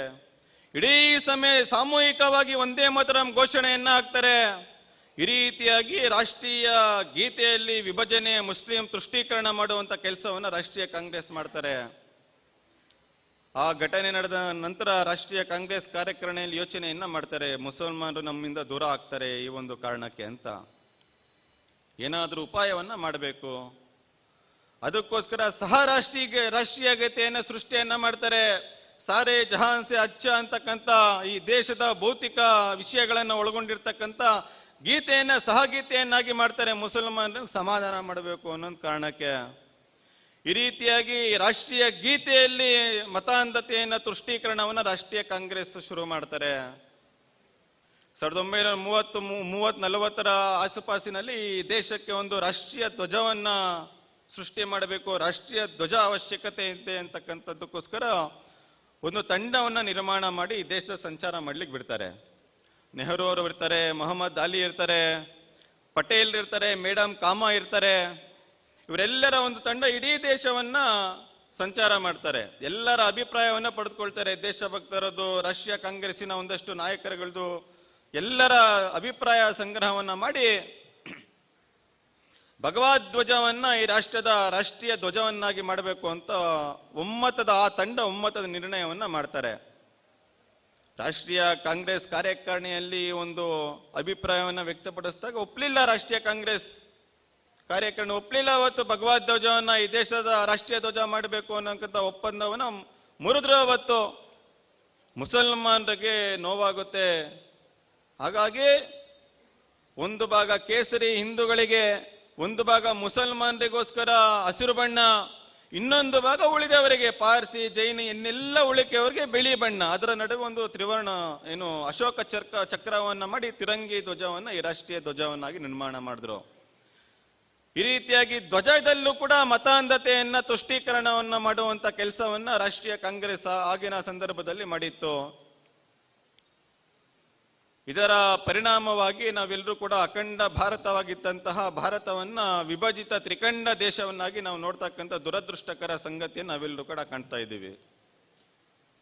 1919ರಲ್ಲಿ ಖಿಲಾಫತ್ ಚಳವಳಿಯನ್ನ ಈ ದೇಶದಲ್ಲಿ ಪ್ರಾರಂಭ ಮಾಡ್ತಾರೆ. ನಾವೆಲ್ಲರೂ ಕೂಡ ಶಾಲೆಗಳಲ್ಲಿ ಓದಿದ್ದೀವಿ. ಖಿಲಾಫತ್ ಚಳವಳಿ ದೇಶದ ಅತ್ಯಂತ ದೊಡ್ಡ ಚಳವಳಿ ಅಂತಕ್ಕಂಥದ್ದು ನಾವೆಲ್ಲರೂ ಕೂಡ ಓದಿದ್ದೀವಿ, ಬರ್ದಿದ್ದೀವಿ ಉತ್ತರವನ್ನ ಪ್ರಶ್ನೆಗಳಿಗೆ. ಆದರೆ ಖಿಲಾಫತ್ ಚಳವಳಿ ಪ್ರಾರಂಭ ಆಗಿದ್ದಾದ್ರೂ ಯಾಕೆ? ಖಿಲಾಫತ್ ಚಳವಳಿಗೂ ಭಾರತಕ್ಕೂ ಸಂಬಂಧ ಏನು? ಎಳ್ಳಷ್ಟು ಕೂಡ ಇಲ್ಲದೇ ಇರತಕ್ಕಂಥ ಸಂಬಂಧದಲ್ಲಿ ಶುರುವಾಗಿದ್ದೆ ಖಿಲಾಫತ್ ಚಳವಳಿ. ದೂರದ ಟರ್ಕಿಯ ದೇಶದಲ್ಲಿ ಖಿಲಾಫತ್ ಅಂತ ಒಬ್ಬ ರಾಜ, ಸರ್ವಶ್ರೇಷ್ಠ ಮುಸಲ್ಮಾನರ ಧರ್ಮಗುರು, ಅವನೇ ಶ್ರೇಷ್ಠ ಅಂತಕ್ಕಂಥ ಮನೋಭಾವನೆ ಹೊಂದಿರ್ತಕ್ಕಂಥ ಸಮಾಜ. ಅಲ್ಲಿನ ಆಧುನಿಕ ವ್ಯಕ್ತಿಯೊಬ್ಬ ಚಳುವಳಿಯನ್ನೇ ಶುರು ಮಾಡಿ ಖಿಲಾಫತ್ನನ್ನ ಕೆಳಗಿಳಿಸಬೇಕು ಅಂತಕ್ಕಂಥದ್ದನ್ನ ಮಾಡಿದ್ದ ಕಾರಣಕ್ಕೋಸ್ಕರ ಖಿಲಾಫತ್ನ ಪರವಾಗಿ ಈ ದೇಶದಲ್ಲಿ ಚಳುವಳಿಯನ್ನ ಮುಸಲ್ಮಾನರು ಯೋಜನೆಯನ್ನ ಮಾಡ್ತಾರೆ. ದುರದೃಷ್ಟಕರ, ಕಾಂಗ್ರೆಸ್ಸಿನ ರಾಷ್ಟ್ರೀಯ ಕಾಂಗ್ರೆಸ್ ಖಿಲಾಫತ್ ಚಳುವಳಿಗೂ ಕೂಡ ಸಹಕಾರವನ್ನ ಕೊಡ್ತು. ಅದರ ಪ್ರತಿಫಲವಾಗಿ ದೇಶದಲ್ಲಿ ದಂಗೆಯನ್ನ ಶುರು ಮಾಡಿದ್ರು, ಬ್ರಿಟಿಷರ ವಿರುದ್ಧ ದಂಗೆಯನ್ನ ಶುರು ಮಾಡಿದ್ರು ಮುಸಲ್ಮಾನರು. ಆದರೆ ಅದರ ಕಾಲ ಕ್ರಮೇಣ ಅದು ತಿರುಗುತ್ತೆ ಯಾರ ಮೇಲೆ? ಹಿಂದೂಗಳ ಮೇಲೆ ಮಾನಸಿಕ ದೈಹಿಕ ದೌರ್ಜನ್ಯವನ್ನ ಈ ದೇಶದಲ್ಲಿ ಮಾಡಿದ್ರು. ಕೇರಳದಲ್ಲಿ ಖಿಲಾಫತ್ ಚಳುವಳಿಯ ಹೆಸರಿನಲ್ಲಿ ಮಪ್ಪಿಳ್ಳ ದಂಗೆಗಳು ಶುರುವಾದವು. ಸಾವಿರಾರು ಹಿಂದೂಗಳ ಮಾರಣ ಹೋಮವನ್ನ ನಡೆಸಿದ್ರು, ಸಾವಿರಾರು ಮಾತೆಯರ ಮಾರಣ ಅತ್ಯಾಚಾರವನ್ನ ಮಾಡಿದ್ರು. ಸಾಮೂಹಿಕ ಮತಾಂತರವನ್ನ ಈ ದೇಶದಲ್ಲಿ ಮುಸಲ್ಮಾನರು ಖಿಲಾಫತ್ ಚಳುವಳಿ, ಈ ದೇಶಕ್ಕೆ ಸಂಬಂಧ ಇಲ್ಲದೆ ಇರ್ತಕ್ಕಂಥ ಖಿಲಾಫತ್ ಚಳವಳಿ ಹೆಸರಿನಲ್ಲಿ ಈ ದೇಶದಲ್ಲಿ ನಿರ್ಮಾಣವನ್ನ ಮಾಡಿದ್ರು. ಸ್ವಾಮಿ ಶ್ರದ್ಧಾನಂದರು ನಾವೆಲ್ಲರೂ ಕೂಡ ಕೇಳಿದ್ವಿ, ವಿಶ್ವ ಹಿಂದೂ ಪರಿಷತ್ನಲ್ಲಿ ಸಂಕ್ರಾಂತಿ ಹಬ್ಬಕ್ಕೆ ಸಾಮರಸ್ಯ ದಿನವನ್ನ ಮಾಡ್ತೀವಿ ಶ್ರದ್ಧಾನಂದರ ಹುತಾತ್ಮ ದಿನದ ಪ್ರಯುಕ್ತ. ಖಿಲಾಫತ್ ಚಳುವಳಿಯಲ್ಲಿ ವಿರೋಧವನ್ನ ಮಾಡ್ತಾರೆ. ಖಿಲಾಫತ್ ಚಳುವಳಿಯನ್ನ ಈ ದೇಶಕ್ಕೆ ಸಂಬಂಧ ಇಲ್ಲ, ಅದು ಮುಸಲ್ಮಾನರು ದೌರ್ಜನ್ಯ ಮಾಡ್ತಾ ಇದ್ದಾರೆ ಅಂತಕ್ಕಂಥ ಚಳುವಳಿಯನ್ನ ಶುರು ಮಾಡ್ತಾರೆ. ಸ್ವಾಮಿ ಶ್ರದ್ಧಾನಂದರು ಅರೆಸ್ಟ್ ಮಾಡ್ತಾರೆ, ಬಂದಿಖಾನೆಗೆ ಹಾಕ್ತಾರೆ, ಸೆರೆಮನೆಗೆ ಹಾಕ್ತಾರೆ ಶ್ರದ್ಧಾನಂದರನ್ನ. 2023-24 ಹೊರಗಡೆ ಬಂದು ನೋಡ್ತಾರೆ ಶ್ರದ್ಧಾನಂದರು. ಈ ದೇಶದಲ್ಲಿ ಲಕ್ಷಾಂತರ ಹಿಂದೂಗಳ ಮತಾಂತರವನ್ನ ನೋಡ್ತಾರೆ, ಸಾಮೂಹಿಕ ಅತ್ಯಾಚಾರಗಳನ್ನ ನೋಡ್ತಾರೆ, ಸಾಮೂಹಿಕ ಕಗ್ಗೊಲೆಗಳನ್ನ ನೋಡ್ತಾರೆ. ಇದರ ವಿರುದ್ಧವಾಗಿ ಹಿಂದೂ ಸಮಾಜವನ್ನ, ಹಿಂದೂ ಯುವಕರನ್ನ ಎಚ್ಚೆತ್ತು ಮಾಡುವಂತಹ ಚಳುವಳಿಗೆ ಸೇರಿಸುವಂತ ಕೆಲಸವನ್ನ ಸ್ವಾಮಿ ಶ್ರದ್ಧಾನಂದರು ಶುರು ಮಾಡ್ತಾರೆ. ಆದ್ರೆ ನಪುಂಸಕ ಮುಸಲ್ಮಾನ್ ಜಿಹಾದಿ ಅಬ್ದುಲ್ ರಶೀದ್ ಅಂತಕ್ಕಂಥ ಒಬ್ಬ ಯುವಕ ಸ್ವಾಮಿ ಶ್ರದ್ಧಾನಂದರನ್ನ ಕೊಲೆಯನ್ನ ಮಾಡ್ತಾರೆ. ಮಹಾತ್ಮ ಗಾಂಧೀಜಿ ಈ ದೇಶದ ಸ್ವತಂತ್ರ ಸಂಗ್ರಾಮದ ಸನ್ಯಾಸಿ, ಶಾಂತಿ ಮತ್ತು ಅಹಿಂಸೆಯ ಸ್ವರೂಪಿ ಅಂತ ನಾವೇನ್ ಕರಿತೀವಿ, ಗಾಂಧೀಜಿರವರು ಅಬ್ದುಲ್ ರಶೀದ್ನ ಬಿಡುಗಡೆಗಾಗಿ ಒಂದು ಪತ್ರವನ್ನ ಬಿಡಿತಾರೆ. ಅವನು ಅಮಾಯಕ, ಅವನು ದಾರಿ ತಪ್ಪಿದ ಮಗ, ಅವನು, ಹಂಗಾಗಿ ಅವನನ್ನ ಬಿಡುಗಡೆ ಮಾಡಬೇಕು, ಅವನನ್ನ ಕ್ಷಮಿಸಬೇಕು ಅಂತ ಹೇಳ್ತಾರೆ ಗಾಂಧೀಜಿರವರು. ಆದರೆ ಅದೇ ಸಂದರ್ಭದಲ್ಲಿ ಈ ದೇಶದ ಯುವಕರು ನನ್ನ ಮರಣವನ್ನ ನೋಡಿ, ನನ್ನ ಬಲಿದಾನವನ್ನು ನೋಡಿ ಎಲ್ಲ ಯುವಕರು ದೇಶದ ಸ್ವತಂತ್ರ ಸಂಗ್ರಾಮದಲ್ಲಿ ಪಾಲ್ಗೊಳ್ಬೇಕು ಅಂತಕ್ಕಂಥ ಸಂಕಲ್ಪವನ್ನು ತೊಟ್ಟು ಬಲಿದಾನಗಿದಂತಹ ಭಗತ್ ಸಿಂಗ್ನ ಕ್ಷಮಾಪಣೆಯನ್ನ ನೀವು ಬರಿಬೇಕು ಅಂತ ಕೇಳಿದಾಗ ಅವನೊಬ್ಬ ಭಯೋತ್ಪಾದಕ, ಉಗ್ರಗಾಮಿ ಅಂತಕ್ಕಂಥ ಗಾಂಧೀಜಿಯವರ ಮಾತನ್ನ ನಾವೆಲ್ಲರೂ ಕೂಡ ಈ ಒಂದು ಸಂದರ್ಭ ಸ್ಮರಿಸಬೇಕು ಬಂಧುಗಳೇ. ಈ ರೀತಿಯಾಗಿ ಮುಸಲ್ಮಾನರ ಏಕೈಕ ತುಷ್ಟೀಕರಣದ ಕಾರಣದಿಂದಲೇ ಈ ದೇಶವನ್ನು ನಾವೆಲ್ಲರೂ ಕೂಡ ವಿಭಜಿತ ಭಾರತವಾಗಿ ನಾವು ಇವತ್ತು ನೋಡ್ತಾ ಇದ್ದೀವಿ. 1946 ಇನ್ನೇನು ನಾವು ಸ್ವತಂತ್ರದ 47 ಆಗಸ್ಟ್ 14 ಮಧ್ಯರಾತ್ರಿ ಹತ್ರ ಬರ್ತಾ ಸಂದರ್ಭ ಇನ್ನೇನು 1946 ಮುಸ್ಲಿಂ ಲೀಗ್ ಒಂದು ಆಕ್ಷನ್ ಅನ್ನ ಶುರು ಮಾಡ್ತಾರೆ ಕೋಲ್ಕತ್ತಾದಲ್ಲಿ, ಪಶ್ಚಿಮ ಬಂಗಾಳದ ಕಲ್ಕತ್ತಾದಲ್ಲಿ. ನೇರ ಕ್ರಮ, ಸಿಕ್ಕ ಹಿಂದೂ ದೇವಸ್ಥಾನಗಳನ್ನ ಹುಡಿಯನ್ನ ಮಾಡ್ತಾರೆ, ಸಿಕ್ಕ ಹಿಂದೂಗಳನ್ನ ಮತಾಂತರವನ್ನ ಮಾಡ್ತಾರೆ, ಕಗ್ಗೋಲೆಗಳನ್ನ ಮಾಡ್ತಾರೆ. ಆಗಿನ ಕಲ್ಕತ್ತಾದ ಮುಖ್ಯಮಂತ್ರಿ ಸ್ವಯಂ ಪೆಟ್ರೋಲ್ ಬಂಕ್ಗಳಲ್ಲಿ ಮುಸಲ್ಮಾನರು ಬಂದ್ರೆ ಯಾವುದೇ ರೀತಿಯ ಕಾರಣ ಕೇಳಿದಿರ ಪೆಟ್ರೋಲ್ ಅನ್ನ ಕೊಡಬೇಕು ಅಂತಕ್ಕಂಥದ್ದನ್ನ ಘೋಷಣೆಯನ್ನ ಮಾಡ್ತಾರೆ. ಆದ ಕಾರಣ ಕಲ್ಕತ್ತಾದ ಬೀದಿಗಳಲ್ಲಿ ಅವತ್ತು ಮಾರಣ ಹೋಮ, ಪೆಟ್ರೋಲ್ ಬಂಪ್ ದಾಳಿಗಳನ್ನ ನೋಡಿದ್ದು ಸಮಾಜ. ಅದನ್ನ ನೋಡ್ಬೇಕು ಅಂತ 1946 ಆಗಸ್ಟ್ 19 ಗಾಂಧೀಜಿಯವರು ಹೋಗ್ತಾರೆ.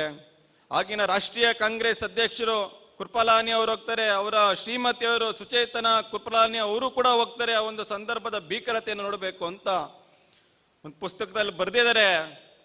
ಕೃಪಲಾನಿ ಅವರ ಶ್ರೀಮತಿ ಸುಚೇತನ ಕೃಪಲಾನಿ ಅವರು ಕಲ್ಕತ್ತಾದ ಆ ಒಂದು ಸಂದರ್ಭವನ್ನು ವೀಕ್ಷಣೆ ಮಾಡಬೇಕು ಅಂತ ಹೋಗುವ ಸಂದರ್ಭದಲ್ಲಿ ಮಾನ ಪ್ರಾಣ, ಅಕಸ್ಮಾತ್ ನಾವು ಆ ಒಂದು ಸಂದರ್ಭದಲ್ಲಿ ನಮ್ಮ ಮೇಲೆ ದಾಳಿ ಆದ್ರೆ ಮಾನ ಮತ್ತು ಪ್ರಾಣ ಅನ್ನುವಂಥ ಸಂದರ್ಭ ಬಂದ್ರೆ ಪ್ರಾಣ ಬಿಡ್ಲಿಕ್ಕೂ ಕೂಡ ತಯಾರಾಗಿರ್ಬೇಕು ಅಂತ ತನ್ನ ಸೆರಗಿನಲ್ಲಿ ವಿಷದ ಬಾಟಲಿಯನ್ನ ತೆಗೆದುಕೊಂಡು ಹೋಗಿದ್ರು ಅಂತ ಒಂದು ಪುಸ್ತಕದಲ್ಲಿ ಬರೀತಾರೆ. ಅಂತ ಆದ್ರೆ ಅವತ್ತು ಕಲ್ಕತ್ತಾದ ಬೀದಿಗಳಲ್ಲಿ ಯಾವ ರೀತಿಯ ಮುಸಲ್ಮಾನರ ರೌದ್ರ ನರ್ತನ ಆಗಿತ್ತಕ್ಕಂಥದ್ದನ್ನ ನಾವೆಲ್ಲರೂ ಕೂಡ ನೆನಪು ಮಾಡ್ಕೊಳ್ಬೇಕು ಬಂಧುಗಳೇ. ಈ ರೀತಿಯಾಗಿ ಮುಸಲ್ಮಾನರ ತುಷ್ಟೀಕರಣ, ಮುಸಲ್ಮಾನರ ಮತಾಂಧತೆಯ ಕಾರಣದಿಂದ ರಾಷ್ಟ್ರೀಯ ಕಾಂಗ್ರೆಸ್, ಆಗಿನ ರಾಷ್ಟ್ರೀಯ ಕಾಂಗ್ರೆಸ್ ಮತಾಂಧತೆಯ ಕಾಲಿಗಳಿಗೆ ಶರಣಾಗಿದ್ದರ ಕಾರಣದಿಂದ ನಾವೆಲ್ಲರೂ ಕೂಡ ಇವತ್ತು ಅಖಂಡ ಭಾರತವಾಗಿದ್ದಂಥ ಭಾರತವನ್ನ ವಿಭಜಿತ ಭಾರತವಾಗಿ ನಾವೆಲ್ಲರೂ ಕೂಡ ನೋಡ್ತಾ ಇದ್ದೀವಿ. ಯಾವ 1929 ಕಾಕಿನಾಡದ ಒಂದು ರಾವಿ ನದಿಯ ದಂಡೆ ಮೇಲೆ ಪ್ರತಿಜ್ಞೆಯನ್ನ ಮಾಡಿದ ರಾಷ್ಟ್ರೀಯ ಕಾಂಗ್ರೆಸ್ಸಿನ ನಾಯಕರುಗಳು ಅದೇ ಉಚ್ಚಾರಣೆಯನ್ನ 1942 ಅಲಹಾಬಾದ್ನ ತ್ರಿವೇಣಿ ಸಂಗಮದಲ್ಲೂ ಕೂಡ ಪುನರುಚ್ಚಾರಣೆಯನ್ನ ಮಾಡ್ತಾರೆ. ಅಖಂಡ ಭಾರತ ನನ್ನ ಸ್ವಪ್ನ, ಅದು ವಿಭಜಿತ ಭಾರತವನ್ನ ಮಾತಾಡ್ತಾ ಇರ್ತಕ್ಕಂಥವರು ಮೂರ್ಖರು ಮಾತಾಡ್ತಕ್ಕಂಥ ಭಾಷೆ ಅದು ಅಂತಕ್ಕಂಥ ಗುಡುಗನ್ನ ಜವಾಹರಲಾಲ್ ನೆಹರುಗಳು ಗುಡುಕ್ತಾರೆ. ಬಾಬು ರಾಜೇಂದ್ರ ಪ್ರಸಾದ್ರು ಈ ದೇಶದ ಸ್ವತಂತ್ರ ಭಾರತದ ಮೊಟ್ಟ ಮೊದಲ ರಾಷ್ಟ್ರಪತಿಗಳು. ವಿಭಜಿತ ಭಾರತವನ್ನು ಮಾತಾಡ್ತಕ್ಕಂಥವ್ರು ಸೋಮಾರಿಗಳ ಪ್ರಲಾಪ ಅಂತ ಗುಡುಕ್ತಾರೆ. ಗಾಂಧೀಜಿ ಹೇಳ್ತಾರೆ, ಈ ದೇಶವನ್ನ ತುಂಡರಿಸುವ ಮುಂಚೆ ನನ್ನ ದೇಹವನ್ನು ತುಂಡು ಮಾಡಿ ಅಂತಾರೆ. ಆದ್ರೆ ವಿಭಜಿತ ದೇಶದ ರಾಷ್ಟ್ರ ಪಿತ ಅಂತ ನಾವೆಲ್ಲೂ ಕೂಡ ಕರಿತೀವಿ. ಸ್ವತಂತ್ರ ಸಂಗ್ರಾಮದ ಅತ್ಯಂತ ಶ್ರೇಷ್ಠ ಮಹಾಪುರುಷ, ಉಕ್ಕಿನ ಮನುಷ್ಯ ಅಂತ ನಾವು ಕರಿತೀವಿ. ಸರ್ದಾರ್ ಪಟೇಲ್ರು ಕತ್ತಿಗೆ ಕತ್ತಿಯಿಂದಲೇ ಉತ್ತರವನ್ನ ಕೊಡ್ತೀವಿ. ಯಾವುದೇ ಕಾರಣಕ್ಕೂ ನಾವು ವಿಭಜನೆಯನ್ನು ಒಪ್ಕೊಳ್ಳಿಕ್ಕೆ ಸಾಧ್ಯನೇ ಇಲ್ಲ ಅಂತಕ್ಕಂಥ ಗುಡುಗನ್ನ ಗುಡುಕ್ತಾರೆ. ಆದರೆ ಈ ದೇಶದ ಸ್ವತಂತ್ರ ಭಾರತದ ಮೊಟ್ಟ ಮೊದಲ ಗೃಹ ಸಚಿವರಾಗಿ ಅವರೇ ಅಧಿಕಾರವನ್ನ ಮಾಡ್ತಾರೆ. ಈ ರೀತಿಯಾಗಿ ಯಾವ ರಾಷ್ಟ್ರೀಯ ಕಾಂಗ್ರೆಸ್ಸಿನ ಅಖಂಡ ಭಾರತದ ಸಂಕಲ್ಪ ಇತ್ತೋ, ಮುಸ್ಲಿಂ ತುಷ್ಟೀಕರಣ ಕಾರಣದಿಂದ 1885ರಿಂದ 1947 ಕೇವಲ 50-60 ವರ್ಷಗಳ ನಡುವಿನಲ್ಲಿ ನಾವು ವಿಭಜನೆಯನ್ನ ಕಂಡುಕೊಂಡ್ವಿ. 1947 ಜೂನ್ 9ನೇ ತಾರೀಕು ಅಧಿಕೃತವಾಗಿ ಈ ದೇಶವನ್ನ ವಿಭಜನೆ ಮಾಡಬೇಕು ಅಂತಕ್ಕಂಥ ಒಪ್ಪಂದಕ್ಕೆ ಸಹಿಯನ್ನ ಹಾಕ್ತಾರೆ. ಮುಸ್ಲಿಂ ಲೀಗ್ನ ನೇತಾರರಾಗಿ ಮಹಮ್ಮದ್ ಅಲಿ ಜಿನ್ನಾ ಸಹಿಯನ್ನ ಹಾಕಿದ್ರೆ, ಕಾಂಗ್ರೆಸ್ಸಿನ ಆಗಿನ ರಾಷ್ಟ್ರೀಯ ಕಾಂಗ್ರೆಸ್ ನೇತಾರರಾಗಿ ನೆಹರು ಮತ್ತು ಪಟೇಲ್ ಸಹಿಯನ್ನ ಹಾಕಿ ಅಂತಿಮವಾಗಿ 1947 ಆಗಸ್ಟ್ 14 ಮಧ್ಯರಾತ್ರಿ ಈ ದೇಶವನ್ನ ವಿಭಜನೆಯನ್ನ ಮಾಡಿ ಸ್ವಾತಂತ್ರ್ಯವನ್ನ ಆಚರಣೆಯನ್ನ ಮಾಡಿದ್ರು. ಆದ್ರೆ ಹೂವಿನ ಹಾಸಿಗೆ ಮೇಲೆ ನಾವೇನಾದ್ರೂ ಸ್ವತಂತ್ರ ಆಚರಣೆಯನ್ನ ಮಾಡಿದ್ವಾ? ಲಾಹೋರ್ನಿಂದ ಬಂದಂತ ಟ್ರೈನ್ಗಳಲ್ಲಿ ಸಾವಿರಾರು ಲಕ್ಷಾಂತರ ಸಾರ್ವಜನಿಕ ಹಿಂದೂ ಬಂಧುಗಳ ತಲೆಗಳು, ರುಂಡಗಳು ಚೆಲ್ಲಾಡಿದಂತ ರಕ್ತ ಸಿಕ್ತ ದೇಹಗಳು ಈ ದೇಶಕ್ಕೆ ಪಾರ್ಸಲ್ ಆಗಿ ಬಂದಿದ್ದು. ರೈಲುಗಳಲ್ಲಿ ನೂರಾರು ಮಹಿಳೆಯರ ಮಾರಣ ಅತ್ಯಾಚಾರವನ್ನ ನಡೆದಿತ್ತು. ಆ ರೀತಿಯಾದಂಥ ದೌರ್ಜನ್ಯದ ರಕ್ತ ಸಿಕ್ತರ ದೇಹಗಳ ಮೇಲೆ ಸ್ವತಂತ್ರವನ್ನ ನಾವೆಲ್ಲರೂ ಕೂಡ ಆಚರಣೆಯನ್ನ ಮಾಡಿದ್ವಿ. ಆದ್ರೆ ನೆಹರೂರವರು ಆಚರಣೆಯನ್ನ ಮಾಡಬೇಕಾದ್ರೆ ಖುಷಿಯನ್ನ ವ್ಯಕ್ತವನ್ನ ಪಡಿಸ್ತಾ ಇದ್ರೆ, ಪಾಕಿಸ್ತಾನದ ಧ್ವಜವನ್ನ ಹಾರಾಟ ಮಾಡ್ತಾ ಮಹಮ್ಮದ್ ಅಲಿ ಜಿನ್ನಾ ಹೇಳಿದ್ದೇನೋ, ಹಸ್ಕೆ ಲಿಯೇ ಪಾಕಿಸ್ತಾನ್, ಲಡ್ಕೆ ಲೆಂಗೆ ಹಿಂದೂಸ್ತಾನ್. ನಗನಗತ ನಾವು ಪಾಕಿಸ್ತಾನವನ್ನ ಪಡ್ಕೊಂಡ್ವಿ. ಯುದ್ಧವನ್ನೇ ಮಾಡ್ಲಿಲ್ಲ ನಾವು, ನಗನಗತ ಪಡ್ಕೊಂಡಿದ್ವಿ. ರಾಷ್ಟ್ರೀಯ ಕಾಂಗ್ರೆಸ್ ಕೊಟ್ಬಿಡ್ತು ನಮ್ಗೆ. ಯುದ್ಧ ಮಾಡಿ ಆದ್ರೂ ನಾವು ಹಿಂದೂಸ್ತಾನವನ್ನ ಪಡೆದುಕೊಳ್ತೀವಿ ಅಂತ ಉದ್ಗಾರವನ್ನ ಮಹಮ್ಮದ್ ಅಲಿ ಜಿನ್ನಾ ಆಗ್ತಾನೆ. ಇವತ್ತು ನಮ್ಮ ದೇಶದಲ್ಲಿ ಆಗ್ತಾ ಇರ್ತಕ್ಕಂಥ ಮತಾಂಧ ಜಿಹಾದಿಗಳ ಕೃತ್ಯಗಳು ಅದಕ್ಕೆ ಪುಷ್ಟೀಕರಣ ನೀಡುವಂತ ಕೆಲಸವನ್ನು ಕೂಡ ಆಗ್ತಾ ಇದೆ. ಲವ್ ಜಿಹಾದ್, ಗೋಹತ್ಯೆ, ಲ್ಯಾಂಡ್ ಜಿಹಾದ್, ಭಯೋತ್ಪಾದನೆ, ಇದ್ರ ಮುಖಾಂತರ ಯಾವ ಮಹಮ್ಮದ್ ಅಲಿ ಜಿನ್ನಾ ಹೇಳಿದ್ದ ಹಸ್ಕೇಲಿಯೇ ಪಾಕಿಸ್ತಾನ್, ಲಡಕೇಲೆಂಗೆ ಹಿಂದೂಸ್ತಾನ್ ಅಂತ ಅದನ್ನ ಸಾಕಾರಗೊಳಿಸುವಂತ ನಿಟ್ಟಲ್ಲಿ ಮತಾಂಧ ಜಿಹಾದಿ ಶಕ್ತಿಗಳು ಈ ದೇಶದಲ್ಲಿ ಕೆಲಸವನ್ನ ಮಾಡ್ತಾ ಇದ್ದಾರೆ. ಆದ್ರೆ 150 ವರ್ಷಗಳ ಕೇವಲ ಬ್ರಿಟಿಷರ ವಿರುದ್ಧದ ಹೋರಾಟಕ್ಕೆ ಮಾತ್ರ ಸಾಕಾದ್ರ ನಮ್ಮ ದೇಶದ ರಾಷ್ಟ್ರೀಯ ನಾಯಕರು? ಸುಮಾರು 2,500 ವರ್ಷಗಳ ನಿರಂತರ ಹೋರಾಟ, ತ್ಯಾಗ, ಬಲಿದಾನಗಳ ಮೂಲಕ ಈ ದೇಶವನ್ನ ರಕ್ಷಣೆಯನ್ನ ಮಾಡಿರ್ತಕ್ಕಂಥ ಶೌರ್ಯಯುಕ್ತ ಸಮಾಜ ಹಿಂದೂ ಸಮಾಜ ನಮ್ದು.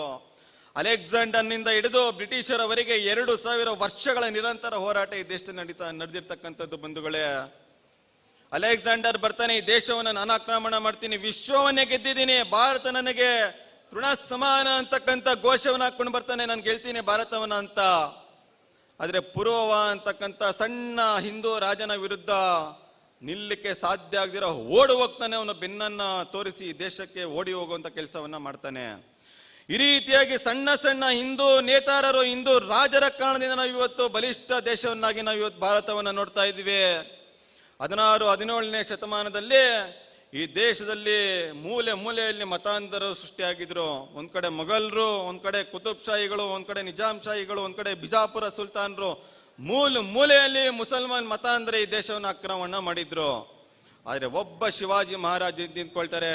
ಒಬ್ಬ ಶಿವಾಜಿ ಮಹಾರಾಜ್ ನಿಂತ್ಕೊಳ್ಳೆ ಹಿಂದವಿ ಸ್ವರಾಜ್ಯವನ್ನ ನಿರ್ಮಾಣ ಮಾಡ್ತೇನೆ ಅಂತಕ್ಕಂಥ ಘೋಷಣೆನಾಗ್ತಾ ಕಾಡಿನಲ್ಲಿರ್ತಕ್ಕಂಥ ಮಾವಳಿ ಜನಾಂಗದ, ಕೇವಲ ಮಾವಳಿ ಜನಾಂಗದ ಯುವಕರನ್ನ ಸೇರ್ಕೊಂಡು ಔರಂಗಜೇಬನ ಕುತ್ತಿಗೆ ನೀಡುವಂತ ಕೆಲಸವನ್ನ ಶಿವಾಜಿ ಮಹಾರಾಜರು ಮಾಡ್ತಾರೆ. ಈ ರೀತಿಯಾಗಿ ಹಿಂದೂಗಳ ನಿರಂತರ ಹೋರಾಟದ ಕಾರಣದಿಂದ ನಾವೆಲ್ಲರೂ ಕೂಡ ಇವತ್ತು ಭಾರತವನ್ನ ಭಾರತವಾಗಿ ರಕ್ಷಣೆಯನ್ನ ಮಾಡಿಕೊಂಡಿದ್ದೀವಿ.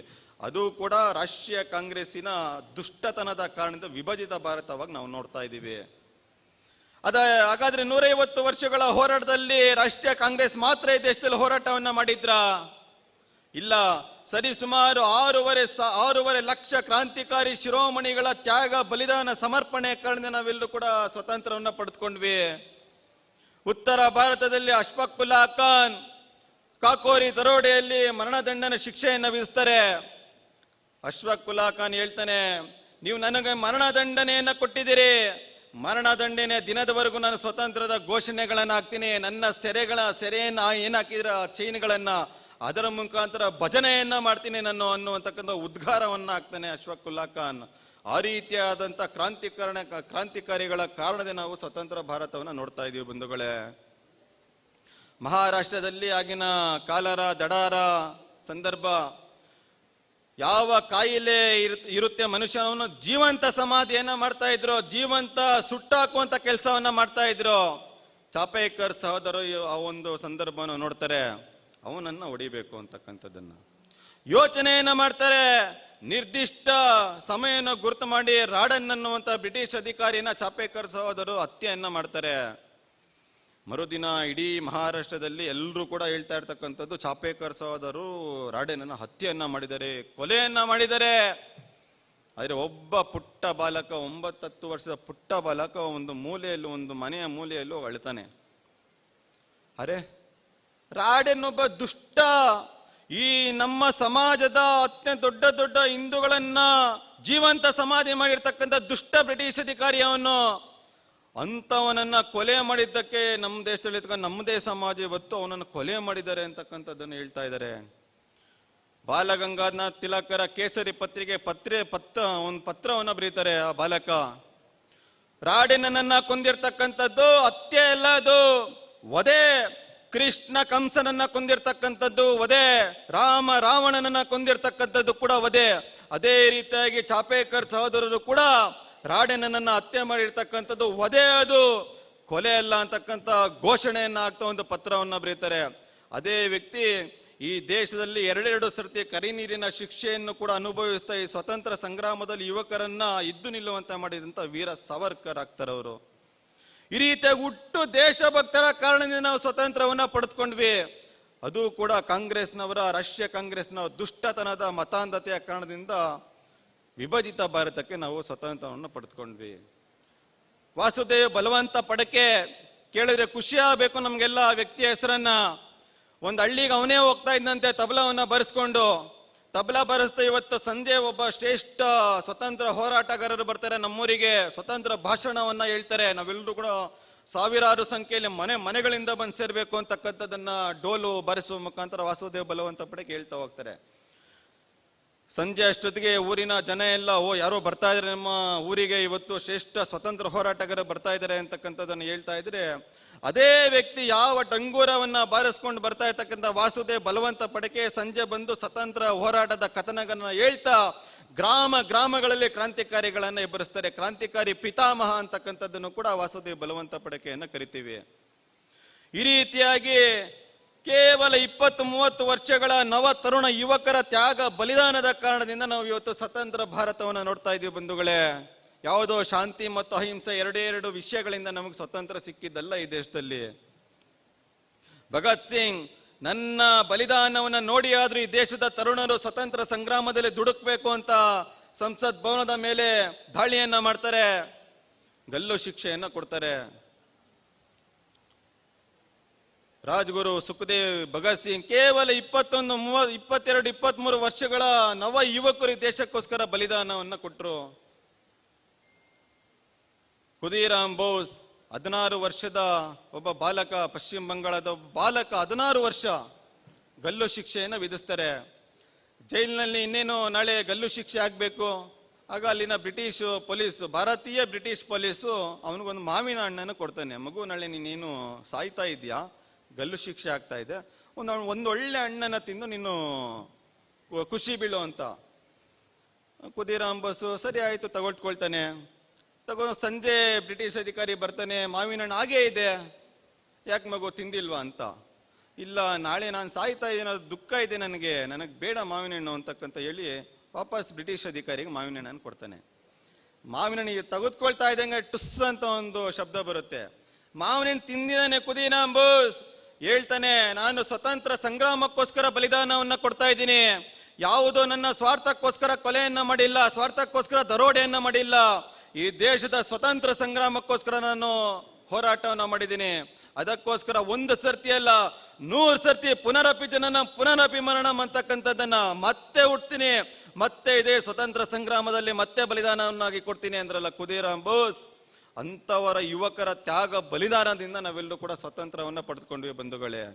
ಈ ರೀತಿಯಾಗಿ ಕೇವಲ 150 ವರ್ಷಗಳ ಹೋರಾಟ ಅಲ್ಲ, 2000 ವರ್ಷಗಳ ನಿರಂತರ ಹೋರಾಟವನ್ನು ನಾವು ಪರಕೀಯರ ವಿರುದ್ಧ, ಮತಾಂಧ ಮುಸಲ್ಮಾನರ ವಿರುದ್ಧ ಹೋರಾಟವನ್ನು ಮಾಡಿದ್ದೀವಿ. 1857ರ ಭಾರತದ ಪ್ರಥಮ ಸ್ವತಂತ್ರ ಸಂಗ್ರಾಮ, ಝಾನ್ಸಿ ರಾಣಿ ಲಕ್ಷ್ಮೀಬಾಯಿ 9 ವರ್ಷದ ದಾಮೋದರ ಅಂತಕ್ಕಂಥ ಒಬ್ಬ ದತ್ತು ಪುತ್ರನ ತೆಗೆದುಕೊಂಡು ಬ್ರಿಟಿಷರ ವಿರುದ್ಧ ಕತ್ತಿಯನ್ನು ಹಿಡಿದುಕೊಂಡು ಹೋರಾಟವನ್ನು ಮಾಡ್ತಾಳೆ. ನಾನು ಕೊನೆಯ ಉಸಿರಿನವರೆಗೂ ಬ್ರಿಟಿಷರಿಗೆ ಸೆರೆ ಸಿಕ್ಕಲ್ಲ ಅಂತ ಸಂಕಲ್ಪವನ್ನು ತೊಟ್ಟು ಯುದ್ಧವನ್ನು ಮಾಡಿದ್ದು ಝಾನ್ಸಿ ರಾಣಿ ಲಕ್ಷ್ಮೀಬಾಯಿ. ಯುದ್ಧದ ಸಂದರ್ಭದಲ್ಲಿ ಹೋರಾಟ ಮಾಡ್ತಾ ಮಾಡ್ತಾ ಮಾಡ್ತಾ ಇನ್ನೇನು ಯುದ್ಧದ ಕಟ್ಟ ಗಳಿಗೆಯಲ್ಲಿ ಬ್ರಿಟಿಷರಿಗೆ ನಾನು ಸೆರೆ ಸಿಗ್ತೀನಿ ಅಂತಕ್ಕಂಥ ನೆನಪು ಮಾಡ್ಕೊಳ್ತಾರೆ ಝಾನ್ಸಿ ರಾಣಿ ಲಕ್ಷ್ಮೀಬಾಯಿ. ಕಟ್ಟ ಗಳಿಗೆಯಲ್ಲಿ ಸ್ವಯಂ ಅಗ್ನಿಗೆ ಆಹುತಿಯಾಗಿ ಈ ದೇಶಕ್ಕೋಸ್ಕರ ಸಜೀವ ತ್ಯಾಗವನ್ನ ಬಲಿದಾನವನ್ನ ಕೊಟ್ಟಂತ ವೀರ ಮಹಿಳೆ ಝಾನ್ಸಿ ರಾಣಿ ಲಕ್ಷ್ಮೀಬಾಯಿ. ಅಂತವರ ಕಾರಣದಿಂದ ನಾವೆಲ್ಲರೂ ಕೂಡ ಸ್ವತಂತ್ರ ಭಾರತವನ್ನು ಪಡೆದುಕೊಂಡ್ವಿ. ಕೇವಲ ನವ ಯುವ ತರುಣರು ಮಾತ್ರ ಈ ದೇಶಕ್ಕೋಸ್ಕರ ಬಲಿದಾನವನ್ನ ಕೊಟ್ಟಿಲ್ಲ. 1857 ಪ್ರಥಮ ಸ್ವತಂತ್ರ ಸಂಗ್ರಾಮದಲ್ಲಿ 81 ವರ್ಷದ ಕುವರ್ ಸಿಂಗ್ ಅಂತಕ್ಕಂಥ ಮುದುಕನು ಕೂಡ ಈ ಒಂದು ದೇಶಕ್ಕೆ ಸ್ವತಂತ್ರ ಸಂಗ್ರಾಮದಲ್ಲಿ ಹೋರಾಟವನ್ನ ಮಾಡಿದ್ದಾರೆ ಬಂಧುಗಳೇ. 857ರಲ್ಲಿ ಯುದ್ಧ ನಡೆಯಬೇಕಾದ್ರೆ ಕುವರ್ ಸಿಂಗ್ ಅಂತಕ್ಕಂಥ 81 ವರ್ಷದ ಮುದುಕನಿಗೆ ಬ್ರಿಟಿಷರು ವಿಷಪೂರಿತ ಮದ್ದುಗುಂಡನ್ನ ಹೊಡಿತಾರೆ. ಬಲಗೈಗೆ ಬಂದು ಮದ್ದುಗುಂಡು ಹೊಡೆದಾಗ ಕುವರ್ ಸಿಂಗ್ ಯೋಚನೆಯನ್ನ ಮಾಡ್ತಾರೆ, ಬಲಗೈ ಮದ್ದುಗುಂಡು ಹೊಡೆದಿದೆ, ನನಗೆ ಇನ್ನೇನು ಕೆಲವೇ ನಿಮಿಷಗಳಲ್ಲಿ ದೇಹಕ್ಕೆ ಸೃಷ್ಟಿಯಾಗುತ್ತೆ, ತಕ್ಷಣ ಮರಣವನ್ನು ಹೊಂದುತ್ತೀನಿ, ನಾನು ಇನ್ನೂ ಕೂಡ ಇವರ ವಿರುದ್ಧ ಹೋರಾಟವನ್ನ ಮಾಡಬೇಕು ಅಂತ ಕ್ಷಣ ಮಾತ್ರದ ಯೋಚನೆಯನ್ನ ಮಾಡಿ ತನ್ನ ಎಡಗೈಯಲ್ಲಿ ಕತ್ತಿನ ತೆಗೆದುಕೊಂಡು ಬಲಗೈಯನ್ನ ಕತ್ತರಿಸಿಕೊಂಡು ಏಕೈಕ ಎಡಗೈಯಲ್ಲಿ ಯುದ್ಧವನ್ನ ಮಾಡ್ತಾ ಬ್ರಿಟಿಷರ ವಿರುದ್ಧ ತೊಡೆದಟ್ಟಿದಂತ 81 ವರ್ಷದ ಮುದುಕ ಕುವರ್ ಸಿಂಗ್. ಅಂತವರ ನಿರಂತರ ತ್ಯಾಗ ಬಲಿದಾನಗಳ ಹೋರಾಟದ ಕಾರಣದಿಂದ ನಾವೆಲ್ಲೂ ಕೂಡ ಅಖಂಡ ಭಾರತದ, ವಿಭಜಿತ ಭಾರತದ ಸ್ವತಂತ್ರವನ್ನು ನಾವೆಲ್ಲರೂ ಕೂಡ ಪಡೆದುಕೊಂಡಿದ್ದೀವಿ. ಈ ರೀತಿಯಾಗಿ ಕ್ರಾಂತಿಕಾರಿ ಶಿರೋಮಣಿಗಳ ಕಾರಣದಿಂದ ನಾವು ಭಾರತದಲ್ಲಿ ಸ್ವತಂತ್ರವನ್ನು ಪಡೆದುಕೊಂಡಿವೆ. ಕೇವಲ ಶಾಂತಿ ಮತ್ತು ಅಹಿಂಸೆ ಕಾರಣದಿಂದ ಮಾತ್ರ ಅಲ್ಲ. ಈ ರೀತಿಯಾದಂಥ ನಿರಂತರ ಹೋರಾಟವನ್ನು ನಾವು ಇವತ್ತು ಕೂಡ ಮಾಡ್ತಾ ಇದ್ದೀವಿ ಬಂಧುಗಳೇ. ಮಾಡುವಂಥ ಸಂದರ್ಭದಲ್ಲಿ ನಾವೆಲ್ಲರೂ ಕೂಡ ಇದ್ದೀವಿ. ಮೂಲೆಗಳಲ್ಲಿ, ರಾಜ್ಯದ ಮೂಲೆಗಳಲ್ಲಿ ಗೋಹತ್ಯೆಯನ್ನು ನೋಡ್ತಾ ಇದ್ದೀವಿ, ಲವ್ ಜಿಹಾದನ್ನು ನೋಡ್ತಾ ಇದ್ದೀವಿ. ನಮ್ಮದೇ ಸಾರ್ವಜನಿಕ ಹಿಂದೂ ಆಸ್ತಿಗಳನ್ನ ಕಬ್ಜಾ ಮಾಡ್ತಾ ಇರ್ತಕ್ಕಂಥ ಸಂದರ್ಭಗಳನ್ನ ನೋಡ್ತಾ ಇದ್ದೀವಿ. ಎಲ್ಲದರ ವಿರುದ್ಧ ಹೋರಾಟವನ್ನು ಮಾಡುವಂತಹ ಸಂಕಲ್ಪ ನಾವೆಲ್ಲೂ ಕೂಡ ಇವತ್ತು ಅಖಂಡ ಭಾರತದ ಸಂಕಲ್ಪದಲ್ಲಿ ಮಾಡ್ತಾ ಮತ್ತೊಮ್ಮೆ ವಿಭಜಿತ ಭಾರತವನ್ನ ಅಖಂಡ ಭಾರತವಾಗಿ ಸೇರಿಸುವಂತ ಕೆಲಸವನ್ನ ನಾವೆಲ್ಲರೂ ಮಾಡುವಂತ ಸಂಕಲ್ಪ ನಾವೆಲ್ಲರೂ ಕೂಡ ಮಾಡಬೇಕಾಗಿದೆ. ಕಟ್ಟ ಗಳಿಗೆಯಲ್ಲಿ ಒಂದು ಚಿಕ್ಕ ಕಥೆಯನ್ನು ಹೇಳಿದ್ರೆ ನನ್ನ ಮಾತಿಗೆ ವಿರಾಮವನ್ನು ಆಡ್ತೀನಿ. ಮಹಾಭಾರತದ ಯುದ್ಧವನ್ನು ನಾವೆಲ್ಲರೂ ಕೂಡ ಕೇಳಿದ್ದೀವಿ, ಅದನ್ನ ಒಂದಷ್ಟು ಸೀರಿಯಲ್ಗಳ ಮುಖಾಂತರ ಬಂದು ನಾವೆಲ್ಲರೂ ಕೂಡ ನೋಡಿದ್ದೀವಿ. ಮಹಾಭಾರತ ಯುದ್ಧ ಮಧ್ಯದ ಸಂದರ್ಭದಲ್ಲಿ ಕೌರವರು ಚಕ್ರವ್ಯೂಹನ ನಿರ್ಮಾಣವನ್ನ ಮಾಡ್ತಾರೆ. ಅವತ್ತು ರಣರಂಗದಲ್ಲಿ ಅರ್ಜುನ ಇಲ್ಲ, ಕೃಷ್ಣ ಇಲ್ಲ. ಚಕ್ರವ್ಯೂಹವನ್ನ ಭೇದಿಸಲಿಕ್ಕೆ ಗೊತ್ತಿರ್ತಕ್ಕಂಥ ಇಬ್ಬರು ವ್ಯಕ್ತಿಗಳು, ದ್ರುಪದ ಮಹಾರಾಜ ಒಬ್ಬ ಇರ್ತಾ, ಅವನನ್ನ ಷಡ್ಯಂತ್ರದಲ್ಲಿ ಬಂಧನವನ್ನ ಮಾಡ್ತಾರೆ. ಇನ್ನೊಬ್ಬ ಇರ್ತಕ್ಕಂಥವನು ಅಭಿಮನ್ಯು ಮಾತ್ರ. ಅವತ್ತು ಪಾಂಡವರು ಉಳಿದ 4 ಜನ ಹೇಳ್ತಾರೆ, ಬೇಡ ಮಗು, ನೀನು ಹೋಗ್ಲಿಕ್ಕೆ ಸಾಧ್ಯನೇ ಇಲ್ಲ, ನೀನು ಹೋಗ್ಬಾರ್ದು ನೀನು ಅಂತಕ್ಕಂಥದ್ದನ್ನ ಹೇಳ್ತಾರೆ. ಆದ್ರೆ ಅಭಿಮನ್ಯು ಘಂಟಾಘೋಷವಾಗಿ ಹೇಳ್ತಾರೆ, ನಾನಿವತ್ತು ರಣರಂಗದ ಈ ಚಕ್ರವ್ಯೂಹವನ್ನ ಭೇದಿಸ್ಕೊಂಡು ಒಳಗೆ ಹೋಗ್ಲಿಲ್ಲ ಅಂತಂದ್ರೆ ಇಡೀ ಚಕ್ರವ್ಯೂಹ ಪಾಂಡವರ ಸೈನ್ಯವನ್ನು ನಿರ್ನಾಮ ಮಾಡಿಬಿಡುತ್ತೆ, ಇವತ್ತು ಯುದ್ಧವನ್ನ ಸಂಪೂರ್ಣವಾಗಿ ಗೆದ್ದು ಬಿಡ್ತಾರೆ. ನಾನು ಹೋಗ್ತೀನಿ, ಅರ್ಜುನನ ಮಗ ನಾನು, ಚಕ್ರವ್ಯೂಹನ ಭೇದಿಸ್ಕೊಂಡು ಇವತ್ತು ಸಂಜೆವರೆಗೂ ಹೋರಾಟವನ್ನ ಮಾಡ್ತೀನಿ ಅಂತಕ್ಕಂಥ ಸಂಕಲ್ಪವನ್ನು ತೊಟ್ಟು ಚಕ್ರವ್ಯೂಹನ ಭೇದಿಸ್ಕೊಂಡು ಒಳಗಡೆ ಹೋಗ್ತಾನೆ. ಕೇವಲ 16-17 ವರ್ಷದ ಬಾಲಕ. ಅದೇ ಚಕ್ರವ್ಯೂಹದ ಮಧ್ಯಭಾಗದಲ್ಲಿ ಇರ್ತಕ್ಕಂಥವ್ರು ಯಾರ್ಯಾರು? ಸರ್ವಶ್ರೇಷ್ಠ ಮಹಾಭಾರತದ ಆ ಸಂದರ್ಭದ ಗುರು ದ್ರೋಣಾಚಾರ್ಯ, ಸರ್ವಶ್ರೇಷ್ಠ ಧನುಧಾರಿ ಕರ್ಣ, ಸರ್ವಶ್ರೇಷ್ಠ ಕಳನಾಯಕ ಶಕುನಿ, ಸಾವೇ ಇಲ್ಲ ಮೃತ್ಯುಂಜಯಿ ಅಶ್ವತ್ಥಾಮ, ದುಶ್ಯಾಸನ. ಈ ರೀತಿಯ ದೊಡ್ಡ ದೊಡ್ಡ ಮಹಾರಥಿಗಳಿರ್ತಕ್ಕಂಥ ಚಕ್ರವ್ಯೂಹದ ಮಧ್ಯಭಾಗಕ್ಕೆ ಹೋಗಿ ಆ ದಿನದ ಸಂಜೆಯವರೆಗೆ ತನ್ನ ದೇಹದಲ್ಲಿರ್ತಕ್ಕಂಥ ಕಡೆಯ ರಕ್ತದ ಕೊನೆಯ ಕ್ಷಣದವರೆಗೂ ಕೂಡ ಹೋರಾಟವನ್ನು ಮಾಡಿ ಮಹಾಭಾರತದ ಗೆಲುವಿನಲ್ಲಿ ಅತ್ಯಂತ ಸ್ಪಷ್ಟವಾದ ಗೆಲುವಿಗೆ ದಾರಿ ಹಾಕಿಕೊಟ್ಟಂತ ವೀರ ಅಭಿಮನ್ಯುವಿನ ಈ ರೀತಿಯಾದಂಥ ಉದಾಹರಣೆಗಳನ್ನು ತೆಗೆದುಕೊಂಡು ಸುತ್ತಲೂ ಇರ್ತಕ್ಕಂಥ ದುಷ್ಟರನ್ನು ಎದುರಿಸುವಂತ ಕೆಲಸ ನಾವೆಲ್ಲರೂ ಕೂಡ ಮಾಡಬೇಕಾಗಿದೆ ಬಂಧುಗಳೇ. ರಾಜಕಾರಣ ಇರ್ಬೋದು, ಮತಾಂತರ ಇರ್ಬೋದು, ಕ್ರೈಸ್ತೀಕರಣ ಇರ್ಬೋದು, ನಮ್ಮೊಳಗಡೆ ಇರ್ತಕ್ಕಂಥ ಹಿಂದೂಗಳೇ ಹಿಂದುತ್ವದ ವಿರುದ್ಧ ಇರ್ತಕ್ಕಂಥವ್ರು ಇರ್ಬೋದು, ಎಲ್ಲದರ ವಿರುದ್ಧ ಅಭಿಮನ್ಯು ರೀತಿಯಲ್ಲಿ ನಾವೆಲ್ಲರೂ ಕೂಡ ತೊಡೆ ತಟ್ಟುವಂತ ಕೆಲಸವನ್ನು ನಾವೆಲ್ಲರೂ ಕೂಡ ಮಾಡಬೇಕಾಗಿದೆ. ಈ ಮೂಲಕ ಮತ್ತೊಮ್ಮೆ ಭಾರತವನ್ನ ಅಖಂಡ ಭಾರತವಾಗಿ ನಿರ್ಮಾಣ ಮಾಡ್ತಕ್ಕಂಥ, ಬಲಿಷ್ಠ ಭಾರತವಾಗಿ ನಿರ್ಮಾಣ ಮಾಡ್ತಕ್ಕಂಥ ಕೆಲಸದಲ್ಲಿ ನಾವೆಲ್ಲರೂ ಕೂಡ ಪಾಲ್ಗೊಳ್ಬೇಕು. ಅದ್ರ ಮುಖಾಂತರ ವಿಶ್ವ ಹಿಂದೂ ಪರಿಷತ್, ಬಜರಂಗ ದಳದ ಸಂಘಟನೆ ಮುಖಾಂತರ ನಾವೆಲ್ಲೂ ಕೂಡ ಸಮಾಜದ ಕೆಲಸ ನಾವೆಲ್ಲೂ ಕೂಡ ಪಾಲ್ಗೊಳ್ಬೇಕು. ಮನೆ ಇದೆ, ವ್ಯವಹಾರ ಇದೆ, ಎಲ್ಲವೂ ಕೂಡ ಇದೆ. ಆದ್ರೆ ದಿನದ ಒಂದಿಷ್ಟು ಸಮಯ ನಾನು ಸಂಘಟನೆಗೋಸ್ಕರ ಕೊಡಬಲ್ಲೆ, ಸಂಘಟನೆ ಮುಖಾಂತರ ಸಮಾಜದ ಕೆಲಸ ನಾನು ಕೊಡಬಲ್ಲೆ, 1 ಗಂಟೆ ಕೊಡಬಲ್ಲೆ, 2 ಗಂಟೆ ಕೊಡಬಲ್ಲೆ, ವಾರಕ್ಕೆ 1 ದಿನ ಕೊಡಬಲ್ಲೆ ಅಂತಕ್ಕಂಥ ಸಂಕಲ್ಪ ನಾವೆಲ್ಲರೂ ಕೂಡ ಮಾಡ್ತಾ, ಹಿಂದೂ ಸಮಾಜದ ಮುಖಾಂತರ ಭಾರತವನ್ನ ಬಲಿಷ್ಠವಾಗಿ ನಿರ್ಮಾಣ ಮಾಡ್ತಾ, ನಮ್ಮ ಏನು ಸಂಘದ ಕಲ್ಪನೆ ಇದೆ, ಪರಮ ವೈಭವ ಸ್ಥಿತಿಗೆ ದೇಶವನ್ನು ತೆಗೆದುಕೊಂಡು ಹೋಗ್ಬೇಕು ಅಂತ ಎಲ್ಲಾ ಕಾರ್ಯದಲ್ಲಿ ನಾವೆಲ್ಲೂ ಕೂಡ ಜೋಡಿಸ್ಕೊಳ್ಬೇಕು ಅಂತ ವಿನಂತಿಯನ್ನ ಮಾಡ್ತಾ ನನ್ನ ಮಾತಿಗೆ ವಿರಾಮವನ್ನ ಆಡ್ತೀನಿ. ಭಾರತ್ ಮಾತಾ ಕಿ ಜೈ ಶ್ರೀರಾಮ್, ಜೈ ಜೈ ಶ್ರೀರಾಮ್. ಧನ್ಯವಾದ. ಒಂದೊಮ್ಮೆ ಗಟ್ಟಿ ಚಪ್ಪಾಳೆ ನೀಡಬೇಕಾಗಿ ನಮ್ಮೆಲ್ಲರಲ್ಲಿ ಕೇಳಿಕೊಳ್ತೇವೆ. ಖಂಡಿತವಾಗಿಯೂ ಪ್ರತಿಯೊಬ್ಬ ಕಾರ್ಯಕರ್ತರ ಮನಮುಟ್ಟುವಂತಹ ಮಾತುಗಳು, ಕಾರ್ಯಕರ್ತರ ನಡವಳಿಕೆಯ ಬಗ್ಗೆ ಒಂದಷ್ಟು ಮಾತುಗಳನ್ನಾಡಿ ನಮ್ಮೊಂದಿಗೆ ಇಂದಿನ ಬೌದ್ಧಿಕ ಕಾರ್ಯಕ್ರಮವನ್ನು ನೆರವೇರಿಸಿಕೊಟ್ಟಂತಹ ಶ್ರೀಯುತ ನರೇಶ್ ಅವರಿಗೆ ವಿಶ್ವ ಹಿಂದೂ ಪರಿಷತ್ ಬಚರಂಗದಲ್ಲಿ ಮೂಡಬಿದಿ ಪ್ರಖಂಡದ ವತಿಯಿಂದ ಮಗದೊಮ್ಮೆ ತುಂಬು ಹೃದಯದ ಧನ್ಯವಾದವನ್ನು ಸಲ್ಲಿಸಿದೆ. ಹಾಗೆ ಕಾರ್ಯಕ್ರಮದ ಮುಂದಿನ ಹಂತವಾಗಿ ಪ್ರತಿಜ್ಞಾ ವಿಧಿ ಬೋಧನೆ ನೆರವೇರಿಸಿಕೊಡ್ಬೇಕಾಗಿ ಚೇತನ್ ಶೆಟ್ಟಿ ಇವರಲ್ಲಿ ಕೇಳಿಕೊಳ್ತಿದ್ದೇವೆ. ಈಗಾಗಲೇ ನಾವು ರಾಜಾರಾಮ್ ನಾಗರಕಟ್ಟೆ ಹಾಗೂ ನರೇಶ್ ರವರ ದೇಶಭಕ್ತಿಯನ್ನು ಉದ್ದೀಪನಗೊಳಿಸುವಂಥ ಬೌದ್ಧಿಕನ್ನು ಕೇಳಿದೆವು. ಈ ದೇಶಭಕ್ತಿಯು ನಮ್ಮಲ್ಲಿ ಆವಿರ್ಭವಿಸಬೇಕಾದರೆ ನಾವಿಂದು ಪ್ರತಿಜ್ಞೆಯನ್ನು ಮಾಡಬೇಕಾಗ್ತದೆ. ಆದ್ದರಿಂದ ನಾನು ಪ್ರತಿಜ್ಞೆ ಹೇಳಿಕೊಡ್ತೇನೆ, ಅದನ್ನು ನೀವು ಪುನರುಚ್ಚರಿಸಬೇಕು. ಎಲ್ಲರೂ ಎದ್ದು ನಿಂತು ನಿಮ್ಮ ಬಲಕೈಯನ್ನು ಭುಜದ ಸಮಾನಾಂತರವಾಗಿ ಚಾಚಬೇಕು. ನಾನು ಹೇಳಿದ ನಂತರ ನೀವು ಅದೇ ರೀತಿಯಾಗಿ ಪುನರುಚ್ಚರಿಸಬೇಕು. 1947 ಆಗಸ್ಟ್ 14ರಂದು ಅಖಂಡವಾಗಿದ್ದ ಭಾರತ ದೇಶವು ತ್ರಿಖಂಡವಾಗಿ ಹಂಚಿಹೋಯಿತು. ಭಾರತ ದೇಶವು ಮಗದೊಮ್ಮೆ ಅಖಂಡವಾಗಿಯೇ ಬದಲಾಗಿ ಪರಮ ವೈಭವ ಕಾಣಬೇಕು ಎಂಬ ನಿಟ್ಟಿನಲ್ಲಿ ನಾನು ಇಂದು ಕಾಯ ವಾಚ ಮನಸಾಪೂರ್ವಕವಾಗಿ ಶ್ರಮಿಸುತ್ತೇನೆ ಎಂದು ಈ ಮೂಲಕ ಪ್ರತಿಜ್ಞೆ ಮಾಡುತ್ತಿದ್ದೇನೆ. ಭಾರತ್ ಮಾತಾ ಕಿ ಜೈ. ಕಾರ್ಯಕ್ರಮದ ಕೊನೆಯ ಹಂತವಾಗಿ ಧನ್ಯವಾದ ಸಮರ್ಪಣಾ ಕಾರ್ಯಕ್ರಮ ನಡೆಸಿದೆ. ವೇದಿಕೆಯ ಮೇಲೆ ಉಪಸ್ಥಿತಿರುವಂತಹ ಅಧ್ಯಕ್ಷರಾಗಿ ಪ್ರವೇಶಿಸಿರುವಂತಹ ರಾಜರಾಮನಗರ ನಿವೃತ್ತ ಪೊಲೀಸ್ ಉಪನಿರೀಕ್ಷಕರು ಇವರಿಗೂ ವಿಶ್ವ ಹಿಂದೂ ಪರಿಷತ್ ಬಜರಂಗದಳ ಮೂಡಬಿದಿರೆ ಪ್ರಕರಣದ ವತಿಯಿಂದ ತುಂಬು ಹೃದಯದ ಧನ್ಯವಾದವನ್ನು ಸಲ್ಲಿಸುತ್ತಿದ್ದೇವೆ. ಹಾಗೆ ಬೌದ್ಧಿಕ ಪ್ರಮುಖರಾಗಿರುವಂತಹ ಶ್ರೀಯುತ ನರೇಶ್ ಪ್ರಾಂತ ಉಪಲೋಚನಾ ಕೇಂದ್ರ ಪ್ರಮುಖ ಇವರಿಗೂ ತುಂಬು ಹೃದಯದ ಧನ್ಯವಾದವನ್ನು ಸಲ್ಲಿಸಿದ್ದೇವೆ. ಹಾಗೆ ಚೇತನ್ ಶೆಟ್ಟಿ ಕಾರ್ಯಾಧ್ಯಕ್ಷರು ವಿಶ್ವ ಹಿಂದೂ ಪರಿಷತ್ ಮೂಡಬಿದಿರೆ ಇವರಿಗೂ ತುಂಬು ಹೃದಯದ ಧನ್ಯವಾದವನ್ನು ಸಲ್ಲಿಸುತ್ತಿದ್ದೇವೆ. ಹಾಗೆ ದೇವಪ್ರಸಾದ್ ವಿಭಾಗ ವಿಶೇಷ ಸಂಪರ್ಕ ಪ್ರಮುಖ ಹಾಗೂ ಶಾಂತಾರಾಮ್ ಕುಡ್ವ ಅಧ್ಯಕ್ಷರು ವಿಶ್ವ ಹಿಂದೂ ಪರಿಷತ್ ಮೂಡಬಿದಿರೆ ಇವರಿಗೂ ತುಂಬು ಹೃದಯದ ಧನ್ಯವಾದಗಳನ್ನು ಸಲ್ಲಿಸುತ್ತಿದ್ದೇವೆ.